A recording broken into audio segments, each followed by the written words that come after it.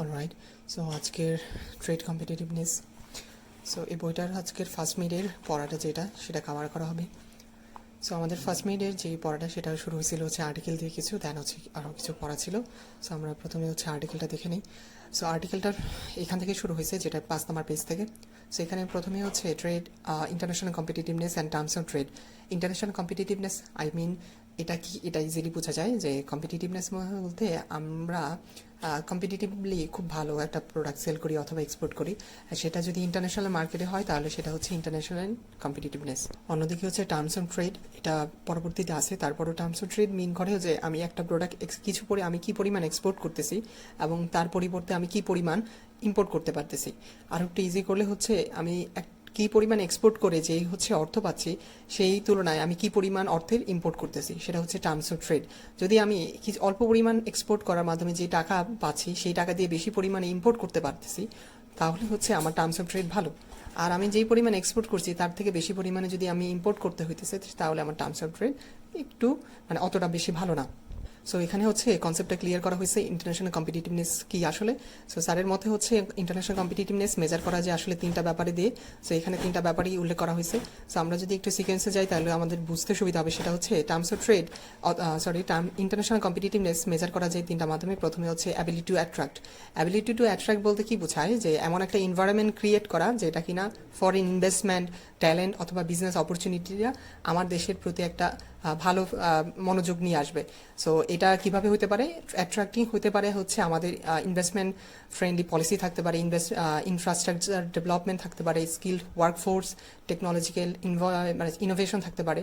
আর আরেকটা সবচেয়ে হচ্ছে এনভায়রনমেন্ট, ম্যাক্রো ইকোনমিক এনভায়রনমেন্টটা যদি স্টেবল হয় তাহলে আমার হচ্ছে অ্যাট্রাক্টিং এর এই পার্টটা কভার করা যেতে পারে। সো অ্যাট্রাক্টিং যদি হয় আমার মার্কেটটা, তাহলে হচ্ছে আমার প্রোডাক্ট বাইরের কান্ট্রি যারা ইম্পোর্ট করতেছে তাদের কাছে আমি সেল করতে পারবো অথবা এক্সপোর্ট করতে পারবো। যদি আমার দেশের এইসব অ্যাট্রাকটিভনেস না থাকে, পলিসি ভালো না থাকে, তাহলে অ্যাট্রাকটিভনেস থাকবে না। সো আমার কান্ট্রি থেকে তারা ইম্পোর্ট করতে হচ্ছে আগ্রহী থাকবে না। সো প্রথমটা হচ্ছে ইন্টারন্যাশনাল কম্পিটিটিভনেস বা ইন্টারন্যাশনালি কম্পিটিটিভ হইতে হলে আমাকে প্রথমে অ্যাট্রাকটিভ একটা এনভায়রনমেন্ট তৈরি করতে হবে আমার নিজের কান্ট্রির ক্ষেত্রে। তো এখানে লেখা আছে যে আমার সেক্ষেত্রে সবচেয়ে বড় আগে যেটা উল্লেখ করা হয়েছে যে policy, structure, skill frame, workforce, এগুলো তো থাকবে। প্লাস হচ্ছে আমার যদি লোকেশন ফ্যাক্টর ভালো হয়, প্লাস হচ্ছে আমার এখানে হচ্ছে আরও কিছু লোকেশন ফ্যাক্টর এবং ফ্যাক্টর অফ প্রোডাকশন, এগুলো যদি ভালো হয় তাহলে হচ্ছে আমার দেশের প্রতি একটা অ্যাট্রাকশন আসবে। যদি অ্যাট্রাকশন আসে তাহলে আমি তাদের কাছে সেল করতে পারবো। সেকেন্ড ক্রাইটেরিয়া হচ্ছে মেজার করার, সেটা হচ্ছে অ্যাবিলিটি টু সেল। তো অ্যাট্রাকটিভনেস যদি থাকে তাহলে আমি তাদের কাছে সেল করতে পারবো অথবা এক্সপোর্ট করতে পারবো। আর এক্সপোর্ট করতে পারলে আমি ইন্টারন্যাশনালি কম্পিটিটিভ। সো সেল করার ক্ষেত্রে যেটা বলা হয়েছে, যদি আমি বেশি পরিমাণে সেল করতে পারি তাহলে হচ্ছে আমার কারেন্ট অ্যাকাউন্ট ব্যালেন্স থাকবে। এখন কেন সেটা অথবা কিভাবে, সেটা হচ্ছে সেল অথবা এক্সপোর্ট, সেটা কিন্তু কারেন্ট অ্যাকাউন্ট ব্যালেন্সের একটা এলিমেন্ট। যদি এটা সার্চ দিয়ে দেখা হয় বা এটার স্টাডি, এটা কারেন্ট অ্যাকাউন্ট ব্যালেন্স কি আসলে, এটা যদি পড়া হয় তাহলে দেখা যাবে কারেন্ট অ্যাকাউন্ট ব্যালেন্সে ইম্পোর্ট এক্সপোর্ট এগুলো থাকে। যদি আমি সেল করতে পারি মানে এক্সপোর্ট করতে পারি, আর এক্সপোর্ট কোথায় করবো, বাইরের কান্ট্রিতে, যেহেতু ইন্টারন্যাশনাল কম্পিটিটিভনেস মেন করতেছি বা পড়তেছি। সো সেল করবো ইন্টারন্যাশনাল মার্কেটে, অর্থাৎ এক্সপোর্ট করবো। সো এক্সপোর্ট যেহেতু কারেন্ট অ্যাকাউন্ট ব্যালেন্সের একটা এলিমেন্ট, সো সেল যত ভালো হবে, এক্সপোর্ট যত বেশি হবে, কারেন্ট অ্যাকাউন্ট ব্যালেন্স তত ভালো হবে। তো দেন হচ্ছে হাই এক্সপোর্ট করতে পারবো অবভিয়াসলি, এবং ওয়ার্ল্ড মার্কেট শেয়ার আমার বাড়বে। সো এগুলো মোটামুটি ওগুলি মিন করে। 3 নম্বর ক্রাইটেরিয়া হচ্ছে আমি সেল করলাম, সেল করার পাশাপাশি সেল থেকে আমার অ্যাবিলিটি টু আর্ন হতে হবে। এখন সেল করলাম কিন্তু অ্যাবিলিটি টু আর্ন আবার কি মিন করে, কারণ সেল আর আর্ন একই রকম লাগে দেখতে না। একই রকম বলতে স্যার এখানে বলছেন যে সেল বলতে বোঝায় যে আমি একটা প্রোডাক্ট সেল করলাম, কিন্তু সেই প্রোডাক্টের কস্টিং ছিল আমার 3 টাকা, আমি সেল করছি হচ্ছে 3 টাকা অথবা 2.5 টাকায়, তাহলে আমার এখানে সেল হইলেও আমার কিন্তু এখানে প্রফিট নাই অথবা আর্নিং নাই। এরকম হলে হবে না। একটা প্রোডাক্ট খুব লো মার্জিনে সেল করলাম কিন্তু সেখানে হচ্ছে আমার কোনো আর্নিং নাই অথবা প্রফিট নেই, তাহলে ওই কম্পিটিটিভনেস আমার দেশের গ্রোথের জন্য কোনোভাবেই কাজে আসবে না। সো সেল হইলেও আমার সেখানে অ্যাবিলিটি টু আর্ন থাকতে হবে। আমি সেল করলাম, সেখানে আমার প্রফিটও থাকতে হবে, এটাই এখানে মিন করছে। আর যদি আমি সেল করি বেশি পরিমাণে, এক্সপোর্টের মাধ্যমে যদি অর্থ বা হচ্ছে ফরেন কারেন্সি আমার দেশে আনতে পারি, তাহলে আমার জিডিপির জন্য সেটা ভালো। তো এখানে হচ্ছে জিডিপি বলা হয়েছে হাই, আমি যদি বেশি সেল করতে পারি এটার মাধ্যমে এমপ্লয়মেন্টের একটা সুযোগ আছে। তো এখানে ওইটাই মিন করা হয়েছে। আই হোপ ইন্টারন্যাশনাল কম্পিটিটিভনেস বোঝা হয়ে গেছে। ইন্টারন্যাশনাল কম্পিটিটিভনেস মেনলি হচ্ছে আমি ইন্টারন্যাশনাল মার্কেটে হচ্ছে কতটুকু সেল করতে পারতেছি, ইন্টারন্যাশনাল মার্কেটে কতটুকু এক্সপোর্ট করতে পারতেছি, কম্পিটিটিভদের সাথে আমি কিভাবে কম্পিট করতেছি। তো ওই সব কিছু বিষয় যদি ভালো হয় তাহলে আমি ইন্টারন্যাশনালি কম্পিটিটিভ। আর ইন্টারন্যাশনাল কম্পিটিটিভনেস মেজার করে তিনটা ক্রাইটেরিয়ার মাধ্যমে মেজার করা যায়, যে অ্যাট্রাকটিভ আমি করতে পারলাম কিনা আমার কান্ট্রি, অ্যাট্রাকটিভ করার পরে হচ্ছে এক্সপোর্ট করতে পারলাম কিনা, এক্সপোর্ট করার পরে সেখান থেকে আমি আর্ন করতে পারলাম কিনা। সো এরপরে 6 নম্বর পেজে বলা হয়েছে যে ইন্টারন্যাশনাল কম্পিটিটিভনেস যে আমরা হব এটার গোল আসলে কি, মানে কোন গোলের কারণে আমরা ইন্টারন্যাশনাল কম্পিটিটিভনেস অ্যাচিভ করবো। তো এখানে অনেকের অনেক মতামত দেওয়া হয়েছে। তো এখানে অনেকে বলছে যে ইন্টারন্যাশনাল কম্পিটিটিভনেস কেন অর্জন করব, যাতে আমি হচ্ছে high increase the volume of goods and service available to the country for consumption and investment purpose. যে আমি ইন্টারন্যাশনাল কম্পিটিটিভনেস এটার একটা গোল হইতে পারে যে আমি আমার কান্ট্রিতে গুডস এবং সার্ভিসের অ্যাভেলেবিলিটি বাড়াবো, গুডস এবং সার্ভিস বেশি পরিমাণে থাকবে এবং মানুষ কনজিউম করতে পারবে। সো এটার জন্য আমি বাড়াবো, প্লাস হচ্ছে ইনভেস্টমেন্ট পারপাসের জন্য আমি ইন্টারন্যাশনালি কম্পিটিটিভ হব। সো এখানে বেসিক্যালি ওটাই মিন করছে যে আমার কান্ট্রিতে অ্যাভেলেবল যদি প্রোডাক্ট থাকে আমি তো এটা আবার ইনভেস্ট করতে পারবো, এমন একটা গোল। এই গোলের কারণে ইন্টারন্যাশনালি কম্পিটিটিভ হইতে হবে। আবার অনেকে বলছে যে না, সেটা বলছে যে আমার এইম হইতে পারে, এই যে লেখা আছে aim can be offer high quality products, যে আমি হাই কোয়ালিটি প্রোডাক্ট দিব that meet high demand on the world market. যেটা হাই ডিমান্ড আছে এমন প্রোডাক্ট আমি হাই কোয়ালিটিতে ওয়ার্ল্ড মার্কেটকে সেল করব অথবা সাপ্লাই দিব, সেটা হচ্ছে আমার গোল। ইন্টারন্যাশনাল কম্পিটিটিভনেস হওয়ার একমাত্র কারণ, আরেকটা কারণ হতে পারে যে আমি এই ওয়ার্ল্ড মার্কেটে যে হাই ডিমান্ড আছে ওইটা ফিল করব হাই কোয়ালিটি প্রোডাক্ট দিয়ে। সো এটা আবার অনেকে বলা হয়েছে এখানে যে এইটা যদি করি যে হাই ডিমান্ডকে মিট করতে হাই কোয়ালিটি প্রোডাক্ট সেল করি, তাহলে এটার কনসিকুয়েন্স কী হবে, যে আমি বাইরের কান্ট্রিতে বেশি সেল করতে পারবো। একসময় আমার প্রোডাক্ট হাই কোয়ালিটির কারণে আমি বেশি পরিমাণে হচ্ছে আমার প্রোডাক্টের প্রাইস একটু বাড়াইতে পারবো, যার ফলে হচ্ছে আমার জিডিপি বাড়বে, ইনকাম বাড়বে। তো এইটা হচ্ছে এখানে সিকোয়েন্স বলা হয়েছে। এরপরে এখানে বলা হয়েছে যে এটার আরও অনেক গোল থাকতে পারে অনেকের কাছে। অনেকে হাই ম্যাটেরিয়াল প্রসপারিটি চায়, অনেকে production of material wealth with good working condition and social security চায়, এই জন্য কম্পিটিটিভ হইতে চায় প্রোডাকশন অফ ম্যাটেরিয়াল। সো এটা তার থার্ড। সো এখানে বেসিকলি এটার গোল কি হতে পারে, এটা যার যার মতামত দেওয়া হয়েছে। এখানে দেখলাম যে আমার অ্যাভেলেবল রিসোর্স অথবা অ্যাভেলেবল প্রোডাক্ট আমার কান্ট্রিতে বেশি পরিমাণে রাখা, যাতে কনজামশন করতে পারে মানুষ, প্লাস আমি ইনভেস্টমেন্টও যাতে করতে পারি, এটা একটা গোল বলা হয়েছে। আমি আবার রিপিট, এখানে যেটা সেকেন্ড গোল বলা হয়েছে যে হাই ডিমান্ড যেটা ওয়ার্ল্ড মার্কেটে আছে ওইটা ফুলফিল করার জন্য হাই কোয়ালিটি প্রোডাক্ট আমি সেল করব, এটা হচ্ছে ইন্টারন্যাশনাল কম্পিটিটিভনেসের একটা গোল। আবার এখানে আরও বলা হয়েছে যে এখানে আরও 3টা গোল থাকতে পারে যার যার পার্সপেক্টিভে।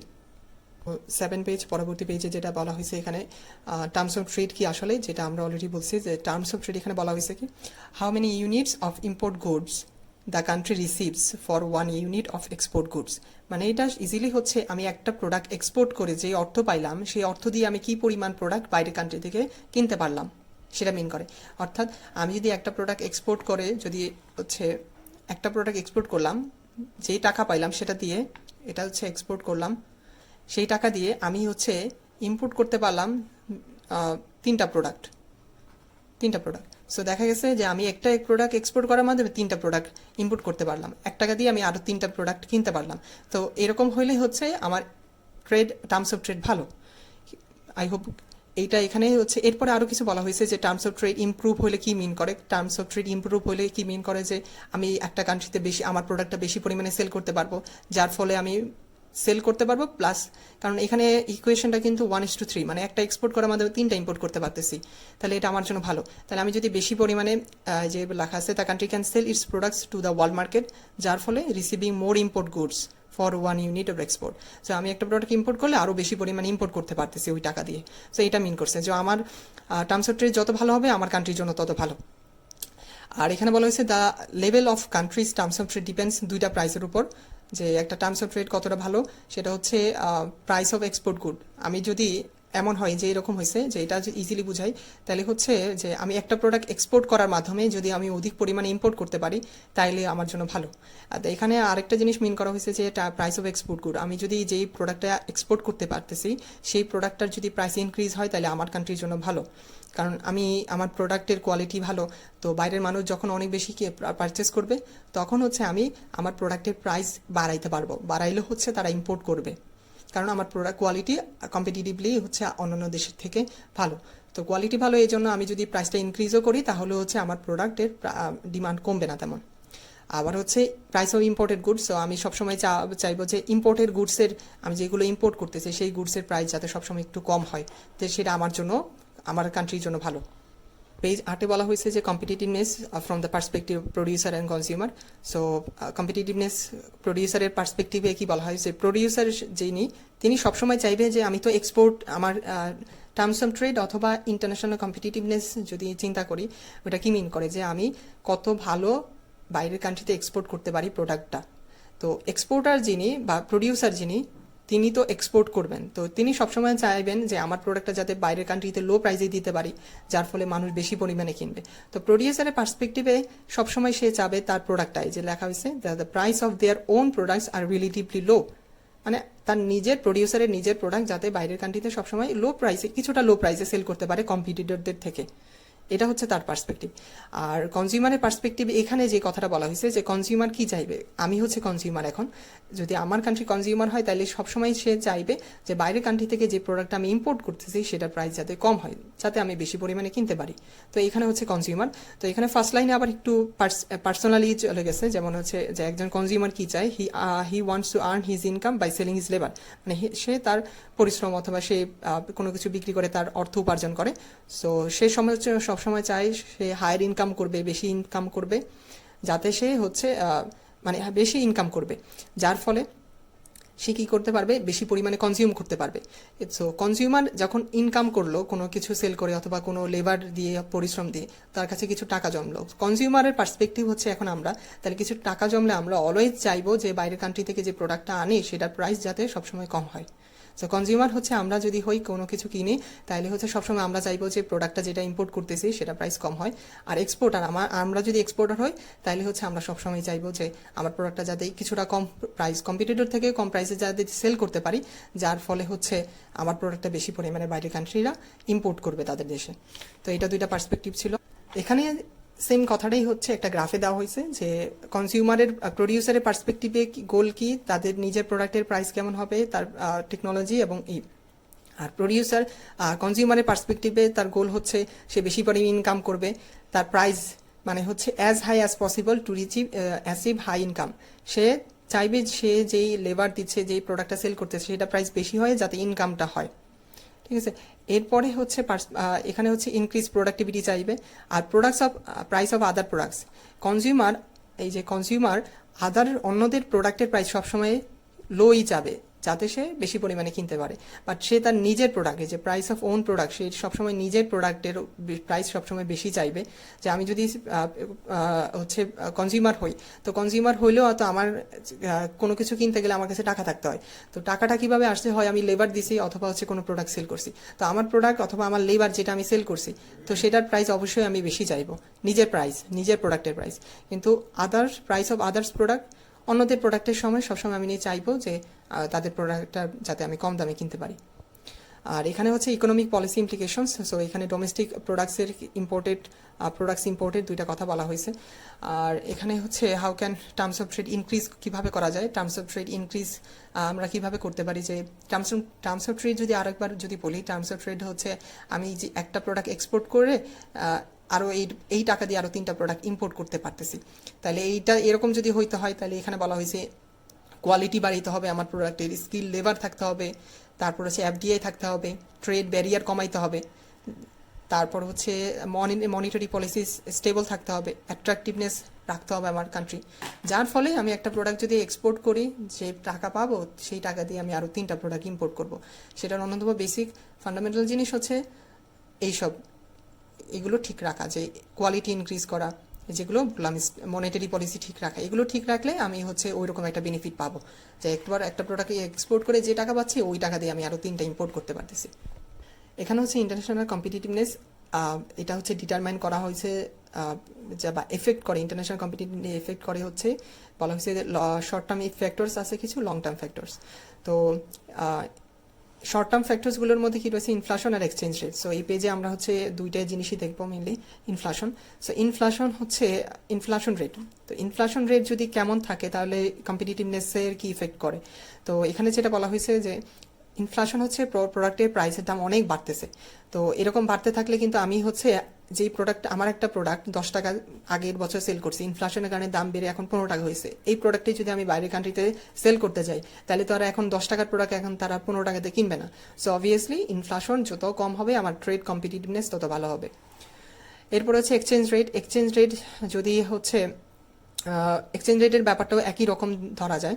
সো এক্সচেঞ্জ রেটের ব্যাপারটা হচ্ছে কি, এক্সচেঞ্জ রেট বলতে ধরো আমার প্রোডাক্টটা এখন 80 টাকা বাদ দিয়ে 100 টাকা রেট, এক্সচেঞ্জ রেট বর্তমানে 100 টাকা ধরলাম, অথবা 140 টাকাও যদি ধরি, 140 টাকাও যদি ধরি, এটা এক্সচেঞ্জ রেট। $1 পরিবর্তে আমি 140 টাকা হচ্ছে বিডি দিতে পাই। সামহাও এক্সচেঞ্জ রেট যদি বেড়ে আমার 150-160 টাকা হয়, তখন 140 টাকা যারা প্রোডাক্টটা কিনতো তারা এখন 160 টাকা দিয়ে প্রোডাক্টটা কিনতে চাইবে না। এখন এটা কেন হইতেছে? এটা এক্সচেঞ্জ রেট চেঞ্জ হওয়ার কারণে হইতেছে। এক্সচেঞ্জ রেট চেঞ্জ কিভাবে হয়? যদি আমার প্রোডাক্টের, আমার কারেন্সি যদি অ্যাপ্রিসিয়েশন হয়, এখানে লেখা আছে if a country experience and appreciation of its appreciation, then its export would be more expensive for foreigners. So ওইভাবেই যদি আমার কান্ট্রিতে রিসোর্স পাওয়া গেল অনেক, সো আমার প্রোডাক্ট, আমার কারেন্সির প্রাইস বেড়ে গেল, অর্থাৎ 140 টাকা থেকে হচ্ছে 140 থেকে 160 টাকা হয়ে গেল। বাইরের কান্ট্রি মানুষ আগে 140 টাকাতে কিনতে পারতো, এখন 160 টাকা তাদেরকে পে করতে হইতেছে। এটা আমার কান্ট্রি পার্সপেক্টিভে বলি নাই, বলছি যে ইম্পোর্টাররা যারা, তারা আগে 140 টাকাতে কিনতে পারতো, এখন আমার প্রোডাক্ট দাম, আমার ডলারে, আমার হচ্ছে কারেন্সি প্রাইস বেড়ে গেছে, 160 টাকা হয়ে গেছে। এখন তাদেরকে তো 140 টাকা পে করলে হবে না, তাদেরকে এখন আমার কারেন্সিতে 160 টাকা পে করে একটা প্রোডাক্ট কিনতে হইবে। তো এখন তো প্রাইস বেড়ে গেছে, এটা হচ্ছে অ্যাপ্রিসিয়েশন। ওকে, ডিপ্রিসিয়েশন যদি আমার এক্সচেঞ্জ রেট, সো আমার এটা যদি অ্যাপ্রিসিয়েশন 140 থেকে 160 টাকা হয়, তাহলে আমি এক্সপোর্ট করা কঠিন হয়ে যাবে। কারণ এই 20 টাকার গ্যাপে দেখা যাবে যারা কম্পিটিটর আছে এরাও আরও প্রোডাক্ট বা ওই আরও কমে প্রোডাক্ট সেল করা ট্রাই করবে। সো 20 টাকার গ্যাপ, এখানে অনেক গ্যাপ ইন্টারন্যাশনাল মার্কেটে। সো এই জন্য আমার অ্যাপ্রিসিয়েশন হলে, দাম, আমার হচ্ছে কারেন্সি প্রাইস যদি বেড়ে যায়, তাহলে হচ্ছে এক্সপোর্ট করা আমার জন্য টাফ হয়ে যাবে। সো ইন্টারন্যাশনাল কম্পিটিটিভনেস হারাবো। আর যদি আমার কারেন্সি প্রাইস কমে যায়, 140 টাকা আগে তাদেরকে পে করতে হইতো, এখন 120 টাকাতে তারা একটা প্রোডাক্ট কিনতে পারতেছে আমার, সো 20 টাকা কমে গেল। তো যদি ডেপ্রিসিয়েশন হবে, আমার কারেন্সির প্রাইস যদি কমে যায়, তাহলে হচ্ছে তারা এখন, আমি বেশি পরিমাণ, আরও বেশি পরিমাণে আমি সেল করতে পারবো তাদের কাছে, এবং তারা কিনবে। কারণ আগে 140 টাকা পে করতো তারা, এখন 120 টাকা পে করলে ওই প্রোডাক্টটা আমার কান্ট্রি থেকে নিতে পারতেছে। সো ডিপ্রিসিয়েশন হলে আমার কম্পিটিটিভনেস বাড়ে। সো এখানে যেই ব্যাপারটা হচ্ছে, অ্যাপ্রিসিয়েশন হচ্ছে 140 থেকে যদি 160 টাকায় চলে যায়, তাহলে হচ্ছে অ্যাপ্রিসিয়েশন হওয়ার কারণে 160 টাকা পে করলে আমার প্রোডাক্ট তারা কিনবে না। সো আমার কম্পিটিটিভনেস লো হয়ে যাবে। আর 140 থেকে 120 টাকায় যদি নামে, তাহলে হচ্ছে আমার প্রোডাক্টের প্রাইস এখন কমে গেল। তো ডিপ্রিসিয়েশনের কারণে আমার কারেন্সির প্রাইস কমে গেছে। সো তারা এখন হচ্ছে, ডিপ্রিসিয়েশন হলে কম্পিটিটিভনেস বাড়বে, increase. I hope clear. Price বাড়লে আমার কম্পিটিটিভনেস কমে যাবে, কারণ এক্সপোর্ট করতে পারবো না, এত বেশি টাকা দিয়ে কেউ ইম্পোর্ট করবে না। সো আমি এক্সপোর্টও করতে পারবো না। সো কম্পিটিটিভনেস আমার ইন্টারন্যাশনাল মার্কেটে কমে যাবে। আর যদি প্রাইস 140 থেকে 120 টাকা হয়, ডেপ্রিসিয়েশন হয়, তো 120 টাকা হওয়ার কারণে, কমে যাওয়ার কারণে আমি বেশি পরিমাণে এক্সপোর্ট করতে পারবো এবং কম্পিটিটিভনেস আমার বাড়বে। এরপর হচ্ছে real exchange rate. So real exchange rate measure করে কি, the value of a currency taking into the account relative changes in the price. So real exchange rate, so এটাকে কীভাবে মেজার করে, new value of the currency minus old value of the currency divided by old value into 100। তো real exchange rate যেই জিনিস আমরা বুঝলাম, real exchange rate বলতে বোঝায় এক্স্যাক্টলি আমার ইনফ্লেশন যোগ করে মানে এক্সচেঞ্জ রেটটা কত, সেটা হচ্ছে রিয়েল এক্সচেঞ্জ রেট। আর এক্সচেঞ্জ রেট কি বোঝায়, যেটা ধরো হচ্ছে 140 বলে দিছে সরকার, অথবা গুগল সার্চ করলে, বা অথবা বর্তমানে যত ডলারের কারণে বাংলাদেশে কত টাকা, 140 টাকা, এরকম হচ্ছে এক্সচেঞ্জ রেট। আর রিয়েল এক্সচেঞ্জ রেট হতে পারে একটু বেশি অথবা একটু কম, ওই একই জিনিস। যদি আমার দাম যদি অনেক বেশি হয়, রিয়েল এক্সচেঞ্জ রেট আসলে অনেক বেশি, 1 টাকার মানে 140 টাকারও তো বেশি, 160 টাকা, সেটা হচ্ছে ধরলাম রিয়েল এক্সচেঞ্জ রেট 160 টাকা পাইলাম, তাহলে আমার কম্পিটিটিভনেস কমে যাবে, 160 টাকা দিয়ে কেউ কিনবে না 140 টাকার প্রোডাক্ট। আবার রিয়েল এক্সচেঞ্জ রেট হিসাব করে দেখলাম যে 140 টাকা না, বরং এখন বর্তমানে বাংলাদেশে একটা কারেন্সি 120 টাকা নেমে গেছে, তাহলে রিয়েল এক্সচেঞ্জ রেট পাইলাম হচ্ছে 20 টাকা, 120 টাকা। সো তারা এখন অনেক পরিমাণে হচ্ছে ইম্পোর্ট করবে এবং আমিও এক্সপোর্ট করতে পারবো। তারা ইম্পোর্ট করবে কেন? কারণ প্রাইস কমে গেছে। So real exchange rate similar. এরপর হচ্ছে labour productivity similar. Labour productivity যদি আমার স্কিল লেবার হয়, আরও ইন্ডাস্ট্রি রিলেশন ভালো হয়, এগুলো যদি ভালো থাকে, মানে skill and education of the workforce ভালো, ইন্ডাস্ট্রিয়াল রিলেশন ভালো, এসব যদি ভালো থাকে, আমার লেবার প্রোডাক্টিভিটি বেশি হবে, লেবার স্কিল হলে আমার লেবার প্রোডাক্টিভিটি বেশি হবে, লেবার প্রোডাক্টিভিটি বেশি হলে আমার কম্পিটিটিভনেস বাড়বে। হচ্ছে লং টার্ম ফ্যাক্টরস। সো আমরা দুইটা কভার করছিলাম, শর্ট টার্ম ফ্যাক্টর যেগুলো ছিল ইনফ্লেশন, এক্সচেঞ্জ রেট, আর লং টার্ম ফ্যাক্টরসগুলো কি education, health care, institution, levels of corruption, macro economic factors. So এখানে সবগুলো বলা হয়েছে, এগুলোর কারণে লং টার্মে মানে লং রান এফেক্ট পড়ে। সো এডুকেশন যত ভালো হবে আমার কম্পিটিটিভনেস তত ভালো হবে, স্কিল হবে লোকজন। ইনস্টিটিউশন ফ্যাক্টরস, সো এখানে পলিসি ইনস্টিটিউশনের কেমন, যদি পলিসি ভালো হয় তাহলে আমার কম্পিটিটিভনেস বাড়ানো পসিবল, একটা নিয়ম শৃঙ্খলার মধ্যে থাকবে। ফাইন্যান্সিয়াল সিস্টেম, আমার প্রয়োজন হলে আমি একটা আমার কান্ট্রির কথা বলতেছি, যদি ফাইন্যান্সিয়াল সিস্টেম ভালো হয়, কেমন আমার ফাইন্যান্স দরকার, আমার অর্থ প্রয়োজন, আমি বিভিন্ন ইনস্টিটিউট থেকে যদি নিতে পারি ইজিলি, তাহলেই হচ্ছে এই নেওয়ার কারণে আমি প্রোডাক্টটা হয়তো বা প্রডিউস করতে পারলাম, প্রডিউস করার মাধ্যমে তাদেরকে এক্সপোর্ট করতে পারলাম, তো কম্পিটিটিভনেস বাড়লো। আমার ফাইন্যান্সিয়াল সিস্টেম ভালো না, আমি লোন দরকার, লোন পাচ্ছি না, প্রোডাকশন অফ হয়ে গেছে। সো প্রোডাকশন অফ হয়ে যাওয়ার কারণে আমার যেই এক্সপোর্টাররা, আমার যে কাছ থেকে যারা কিনতো ইম্পোর্টাররা, তাদের কাছে আমি প্রোডাক্ট দিতে পারতেছি না, সো তারা অন্য কারো কাছ থেকে প্রোডাক্ট নেবে। তো ফাইন্যান্সিয়াল সিস্টেম খারাপ হলে দেখা যাচ্ছে আমি এক্সপোর্ট কমে যাবে। দেন রেগুলেশনস, আই হোপ বুঝাই যায়, রেগুলেশনস ভালো হলে কম্পিটিটিভনেস ভালো অথবা বাড়বে, রেগুলেশনস যদি খারাপ হয়, চুরি করাপশন বেশি, তাহলে কম্পিটিটিভনেস কমবে। তো এখানে আলটিমেটলি একটা জিনিস আছে যে benefits of improving international competitiveness যদি আমি বাড়াই তাহলে আমার বেনিফিটটা কি আসলে, আমি এক্সপোর্ট রিলেটিভলি চিপার, আমার এক্সপোর্ট প্রাইস কম্পিটিটিভনেস যদি বাড়ে তার মানে কি বোঝায় যে আমি বেশি পরিমাণে এক্সপোর্ট করতে পারতেছি। এখন আমি বেশি পরিমাণে এক্সপোর্ট করতে পারতেছি, এটার অনেক কারণ হতে পারে, তার মধ্যে একটা হচ্ছে আমার প্রোডাক্টের প্রাইস কম, বা আমি আমার খরচ কম, সো আমার প্রোডাক্টের প্রাইস কম, আমি বেশি পরিমাণে আমার প্রোডাক্টের প্রাইস কমে যাবে। তো এক্সপোর্ট রিলেটিভলি চিপার, কাদের কাছে, যারা ইম্পোর্ট করতেছে তাদের কাছে অনেক কম দামে মনে হবে, সো আমি বেশি এক্সপোর্ট করতে পারবো, এটা বেনিফিট, এটা চিপার মনে হলে এক্সপোর্ট করতে পারবো। ইনক্রিজ অ্যাগ্রিগেশন ডিমান্ড, তো অ্যাগ্রিগেট ডিমান্ড আমি বেশি করতে পারবো, ডিমান্ড বাড়াইতে পারবো তাদের কাছে, এবং ইকোনমিক গ্রোথ বাড়বে যদি কম্পিটিটিভনেস বাড়ে।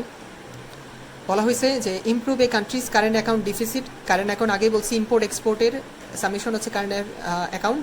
তো আমি যত কম্পিটিটিভনেস বাড়াবো, যত এক্সপোর্ট করতে পারবো, আমার কারেন্ট অ্যাকাউন্ট ব্যালেন্সের ডেফিসিট বা ঘাটতি তত কমে যাবে, কারণ এক্সপোর্ট করার মাধ্যমে ওই টাকা বাংলাদেশে আসলে, আমার কান্ট্রিতে আসলে জিডিপি বাড়বে, গ্রোথ বাড়বে, সো ডেফিসিট এবং কারেন্ট অ্যাকাউন্ট ডেফিসিটও কমে যাবে। ক্রিয়েট জবস, অবভিয়াসলি যদি কম্পিটিটিভনেস বেশি থাকে তাহলে আমি বেশি পরিমাণে জব ক্রিয়েট করতে পারবো। এক্সপোর্ট করতে পারতেছি মানে এক্সপোর্ট কারা করবে, অবভিয়াসলি কোনো এমপ্লয়ি, সো ক্রিয়েট জব, এটা হবে। ইনফ্লেশন হচ্ছে রিডিউস হবে। কেন? ইনফ্লেশনের ব্যাপারটা হচ্ছে কি, যে ইনফ্লেশন হচ্ছে দাম বৃদ্ধি পাওয়া, দাম বৃদ্ধি পাইলে হচ্ছে তো আমার এক্সপোর্ট করতে পারতেছি না, ওই 140 টাকা 160 টাকা চলে গেছে ইনফ্লেশনের কারণে, তো আমার কাছ থেকে তো কেউ কিনবে না। সো এই ইন্টারন্যাশনাল কম্পিটিটিভনেস যদি আমি এনশিওর করতে পারি, পারলে আমি এক্সপোর্ট বেশি করতে পারতেছি। এক্সপোর্ট কেন বেশি করতে পারতেছি? কারণ আমার প্রোডাক্টের প্রাইস দেখা গেছে রিলেটিভলি কম। এখন রিলেটিভলি আমার প্রোডাক্টের প্রাইস কীভাবে কম? আমার প্রোডাকশন কস্ট কম। আমার প্রোডাকশন কস্ট কীভাবে কম? দেখা যাচ্ছে আমার দেশে ইনফ্লেশন, পণ্যের দাম অত বেশি না, কম দামে আমি জিনিস কিনতে পারতেছি। তাহলে আমি জিনিস কিনলাম কম দামে, ইনফ্লেশন কম থাকার কারণে ওই জিনিস দিয়ে প্রোডাক্ট বানালাম, সেল করলাম, এক্সপোর্ট বাড়লে হচ্ছে ইন্টারন্যাশনাল কম্পিটিটিভনেস। এ হচ্ছে আর্টিকেলটা ছিল। সো পেজ হচ্ছে 24, যেখান থেকে বইয়ের পড়া শুরু। So introduction to toolkit. So international competitiveness measure করার জন্য কিছু টুলকিট থাকে, তো ওইটা নিয়ে এই পুরো বাকি অংশটা কভার করা হয়েছে। সো এখানে যদি যাই, ট্রেড কম্পিটিটিভনেস ডায়াগনস্টিক, টিসিডি যেটা, সো এইটা কি? এটা একটা টুল কিট প্রোভাইড করে, কোনো একটা মেজারমেন্ট ওয়ে প্রোভাইড করে। সো টুল কিট প্রোভাইডস ফ্রেমওয়ার্ক, যেই টুল কিটটা আমাকে দিচ্ছে, যে ফ্রেমওয়ার্ক, যে একটা অ্যানালাইসিস একটা পদ্ধতি দিচ্ছে, সো অ্যানালাইসিস পদ্ধতিটা কি প্রোভাইড করে? একটা ফ্রেমওয়ার্ক প্রোভাইড করে, গাইডলাইন প্রোভাইড করে, প্র্যাকটিক্যাল টুলস প্রোভাইড করে। কিসের জন্য এগুলো? গাইডলাইন কিসের জন্য অথবা ফ্রেমওয়ার্ক কিসের জন্য? এইগুলো হচ্ছে আমার কম্পিটিটিভনেস কেমন এটা মেজার করার জন্য। তো এই টুল কিটটা আমাকে ফ্রেমওয়ার্ক দিবে, গাইডলাইন করবে, গাইড দিবে, এবং প্র্যাকটিক্যাল টুলসও দিবে, যার ফলে আমি কম্পিটিটিভনেস মেজার করতে পারবো। তো এই অংশটা ওইভাবেই কাজ করছে। তো এই টুল কিটটা কেন ইউজ করতে পারি এখানে উল্লেখ করা হয়েছে, can be use to assess competitiveness. স্বাভাবিক, এই টুল কিটটা তৈরি করা হয়েছে যাতে কম্পিটিটিভনেস মেজার করতে পারি। সো এটা ইউজ করা যায় কিসে? So it can be use to assess to assess competitiveness of the country. তো এই টুল কিটে কী কী থাকে, গাইডলাইন থাকে, এখানে আরও অনেক কিছু বলা হয়েছে। এখানে বলা বেশি বললে, এখানে পুরোটা পড়লে অনেক টাইম যাবে। তো এখানে হচ্ছে গাইডলাইন থাকে on a range of tools and indicators. তো এই টুলস এবং মানে এই গাইডলাইনের মধ্যে কি থাকে, অনেকগুলো টুলস এবং ইন্ডিকেটর থাকে যেগুলো দিয়ে মেজার করা যায় আমাদের কান্ট্রির কম্পিটিটিভনেস কেমন। এই টুল কিটটা কীভাবে আরও সাহায্য করতে পারে, identification of the main constraints. তো to improve trade competitiveness improve করতে পারতেছি না, এর মেইন কনস্ট্রেন্ট বাধাগুলোকেই এটা চিহ্নিত করতেও সাহায্য করে। এই টিসিডি এটা ডিজাইন যেটা করা হয়েছে টু বি ইউজড, এখানে আরও কিছু বলা হয়েছে যে to be used, it can be used to full country diagnostic can be undertaken. So full country diagnostic করার জন্য এই টিসিডি মডেলটা ইউজ করা যায়। আর এর আউটপুটটা কারা ইউজ করে, the output of the TCD technical, মানে কিসের জন্য ইউজ করা যেতে পারে, technical experts, client country policy makers, তো তারা এই আউটপুটটা ইউজ করে। তো এখানে এটাই মিন করা হয়েছে। এরপরে বলা হয়েছে যে it may identify that requires another level of analysis. So using existing products from the world market.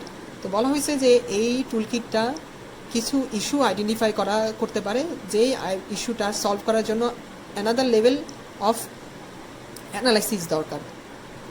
R ultimately হচ্ছে it will lead to engagement between client country and specific experts. So দেখা গেছে এই টুলকিটটার মাধ্যমে হচ্ছে client country এবং হচ্ছে এক্সপার্টসদের মাঝখানে একটা লিড জেনারেট হতে পারে।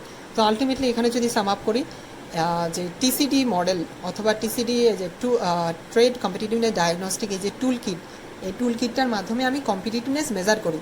তো এই কম্পিটিটিভনেস মেজার করি, তো এই টুলকিটটা আমাকে ফ্রেমওয়ার্ক প্রদান করে, গাইডলাইন দেয় এবং প্র্যাকটিক্যাল টুলস দেয়। সো এই টুলসগুলো কিসে ইউজ করতে পারি, আমি কম্পিটিটিভনেস মেজার করতে ইউজ করতে পারি।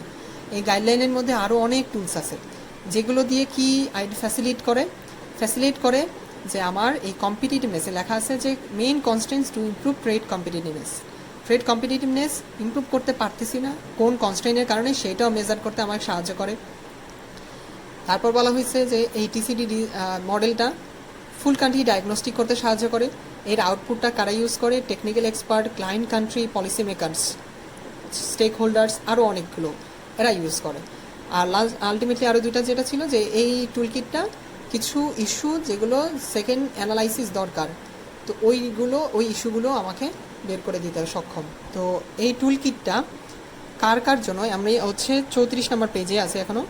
এই টুলকিটটা কাদের জন্য, এই টুলকিটটা অনেক অডিয়েন্সের জন্য, তবে দুইটা সেকশনে আলাদা করে ভাগ করে দেওয়া হয়েছে যে টুলকিটটা দুইভাবে ইউজ করা যেতে পারে। এক নম্বর ওয়ে হচ্ছে যে ওভারভিউ অ্যান্ড গাইডলাইন হিসেবে ইউজ করতে পারে।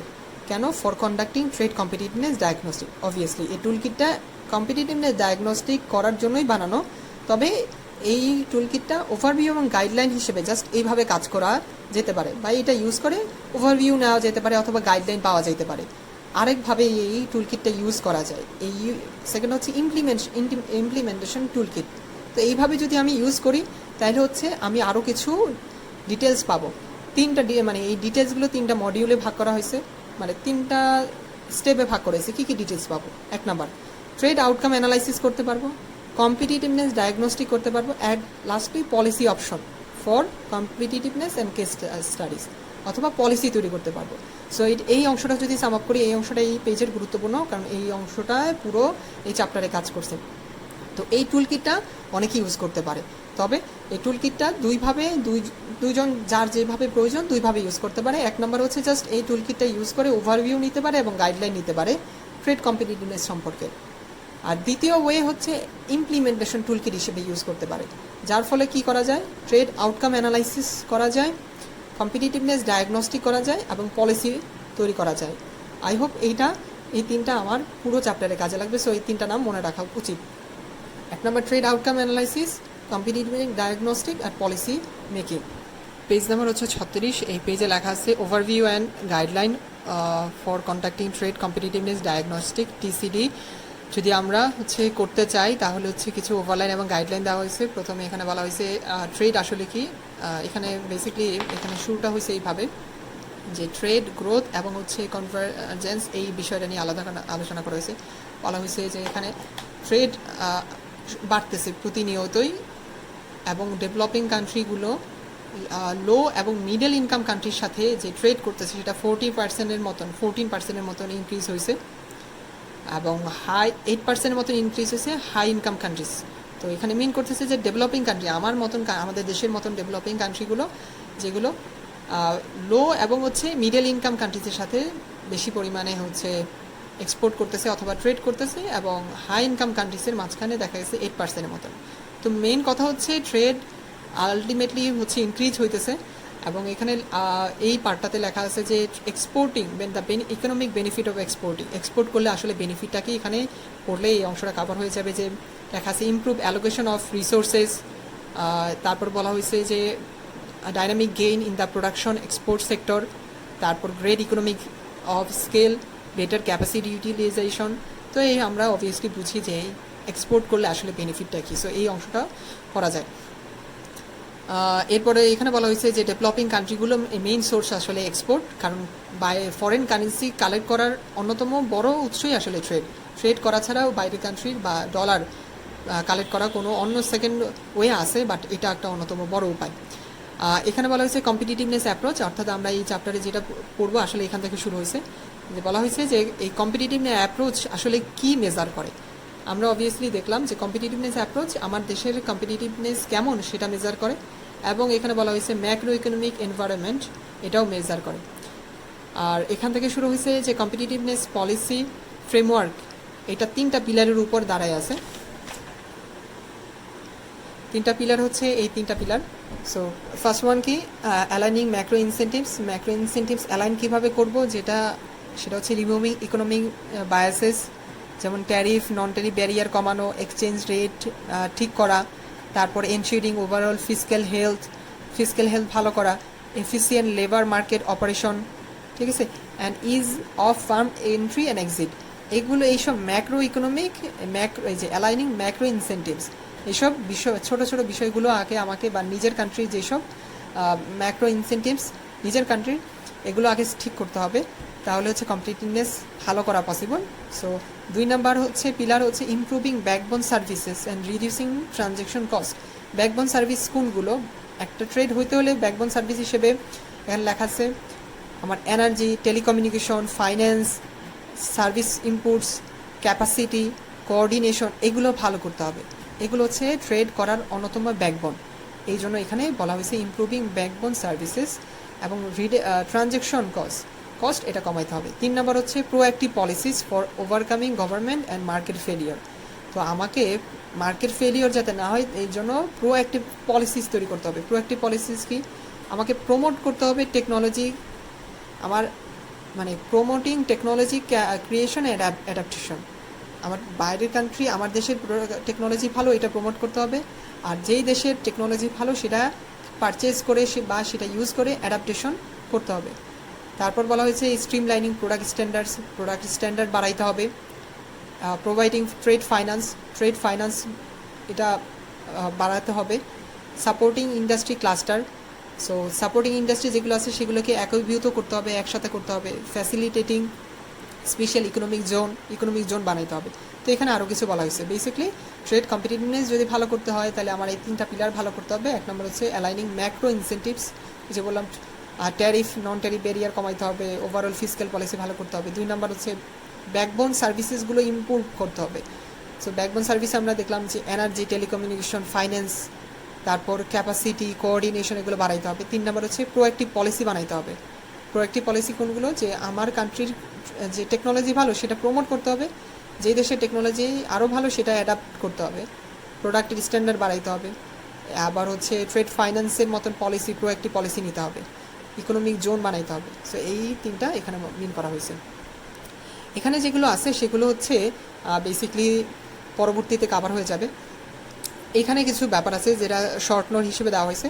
প্রথমত যদি বলি যে ট্রেড ওপেননেস, তো ট্রেড ওপেননেস কি মিন করে, যে আমার কান্ট্রি বাইরের কান্ট্রির সাথে কতটা ওপেনলি ট্রেড করে বা আদৌ কোনো বাইরের কান্ট্রির সাথে ট্রেড করে কিনা। তো ট্রেড ওপেননেস এটার এখানে বলা হয়েছে যে আমার কান্ট্রি যখন বেশি পরিমাণে বাইরের কান্ট্রিতে ট্রেড করে অবভিয়াসলি আমার কান্ট্রির জন্য এটা ভালো। কেন, এক্সপোর্ট করলে বা ট্রেড করলে হচ্ছে ফরেন কারেন্সি আসে বা একটা ইনকাম আসে যেটা কিনা জিডিপি বাড়ায়। তো এইটার আরেকটা হচ্ছে ব্যাক সাইড, মানে ব্যাড সাইড হচ্ছে এটা যে ওপেন যত আমি হব, একসময় যদি কোনো এক কারণে ক্রাইসিস দেখা যায় ইন্টারন্যাশনাল মার্কেটে, সো ওই ক্রাইসিসের ইফেক্ট আমার কান্ট্রিতে পড়বে, কারণ আমি ওইসব দেশের সাথে ট্রেড করি, ওইসব দেশের অর্থ দিয়ে হচ্ছে আমার কান্ট্রিতে কোনো না কোনো ইনভেস্টমেন্ট হচ্ছে, কোনো না কোনো হচ্ছে ইমপ্রুভমেন্ট হচ্ছে। সো ওইসব ওয়ার্ল্ডের কোথাও যদি এফেক্ট পড়ে, আমি যত ওপেন হব ওইসব ওয়ার্ল্ড মার্কেটে ক্রাইসিসের কারণে আমার দেশেও ওই ক্রাইসিসটা তাড়াতাড়ি এফেক্ট করবে। আর যদি আমি বাইরের কান্ট্রির সাথে মানে অনেক বেশি কান্ট্রির সাথে ট্রেড না করি, বা আমার ট্রেড ওপেননেস কম, আমি কম পরিমাণে হচ্ছে ট্রেড ওপেন রাখছি, তো দেখা গেছে যে ওয়ার্ল্ড মার্কেটে ক্রাইসিস শুরু হলেও ওইটা আমার দেশে আসতে একটু সময় লাগবে, কারণ আমি তো ওই সব কান্ট্রির সাথে ডিপেন্ডেন্ট না, ওইসব কান্ট্রির উপর ডিপেন্ডেন্ট না। সো ক্রাইসিস যখন হয় সবার উপর আগে আমার কান্ট্রিতেও ইফেক্টটা আসে। আবার আরেকটা বেনিফিট হচ্ছে কি, এই ক্রাইসিসটা যখন চলে যায় তখন দেখা যাচ্ছে আমার সাথে তো ওইসব কান্ট্রির অনেক বেশি কানেকশন ওপেননেসের কারণে। সো আমি যেসব কান্ট্রিতে বা যে ওয়ার্ল্ডের যেসব জায়গায় ক্রাইসিস দেখা গেছে এবং একটা সময় পরে যখন ক্রাইসিসটা চলে যায় ওই সব জায়গায় বেনিফিট শুরু হয়, ওই বেনিফিটটা আমিও পাই, কারণ আমার সাথে ওইসব কান্ট্রির কানেকশনটা ভালো ছিল। তারা যখন খারাপ সময় ছিল তখন আমারও কান্ট্রিতে ওই খারাপ ইফেক্টটা পড়ছে, যখন তারা এই ক্রাইসিস থেকে উঠে আসছে তো ওই বেনিফিটটা আমিও পাই, আমারও ক্রাইসিসটা কমে যায়।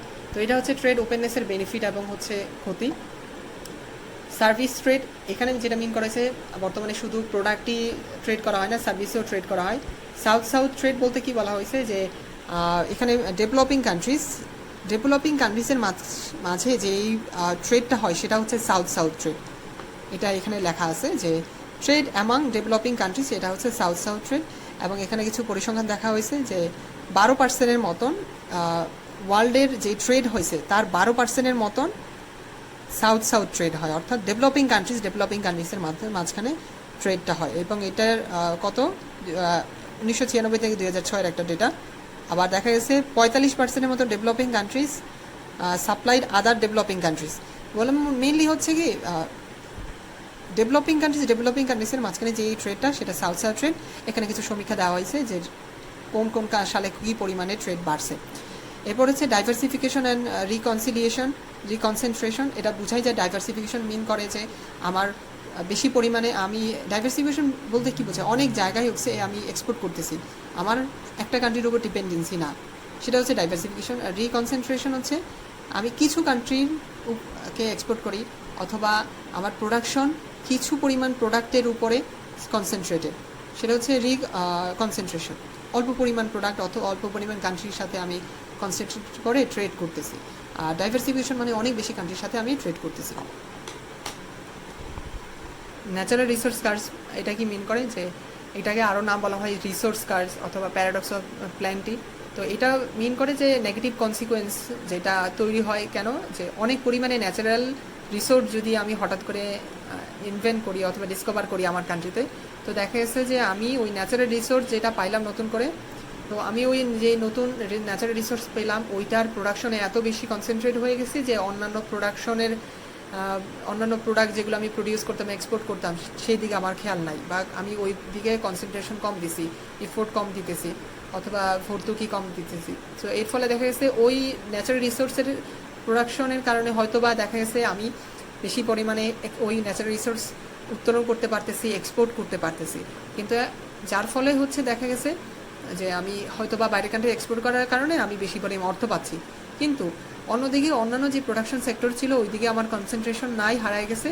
তো একসময় যখন এই ন্যাচারাল রিসোর্স শেষ হয়ে যাবে বা কমে যাবে, তখন দেখা যাবে আমার ন্যাচারাল রিসোর্স থেকে কোনো আর্নিং তো পাচ্ছি না, বরং আমার অন্যান্য প্রোডাকশন যেই সেক্টরগুলো ওগুলো তো আমি আগে থেকে অফ করে দিচ্ছি, বা ওই প্রোডাকশনের দিকে আমার মনোযোগ নাই, তো ওই সব জায়গা থেকে অর্থ আসবে না। একসময় হচ্ছে এই ন্যাচারাল রিসোর্সের কারণে এক প্রকার দেশটার কাছে এক ক্রাইসিস তৈরি হবে, নানান সমস্যা তৈরি হবে। সো এটা হচ্ছে natural resource crisis. Sophistication and quality. Sophistication বলতে কি বোঝে যে কমপ্লেক্সিটি, আমি বেশি পরিমাণে কমপ্লেক্স অথবা অ্যাডভান্স ফিচার দিয়ে প্রোডাক্ট তৈরি করতেছি। তো এইসব প্রোডাক্ট তৈরি করার জন্য হচ্ছে একেবারে মানে নতুন টেকনোলজি ইউজ করতেছি, ইউনিক প্রোডাক্ট ডিজাইন অথবা এলিমেন্ট ইউজ করতেছি, high level of functionality try করার চেষ্টা করতেছি। সো এগুলো করা হচ্ছে সফিস্টিকেশন। আরেকদিকে হচ্ছে কোয়ালিটি মনে হয় মিন করে যে এটা ডিউরেবিলিটি, রিলায়েবিলিটি অথবা কনসিস্টেন্সি, অথবা এটা বলা যায় যে কোয়ালিটি মানে পারফরমেন্স। তো এইসব বিষয়ের উপর আমি কনসেন্ট্রেট করতেছি। তো সফিস্টিকেশন অথবা কোয়ালিটি কোন দিকে আমি বেশি মনোযোগ দিচ্ছি সেটা মিন করছে এটা।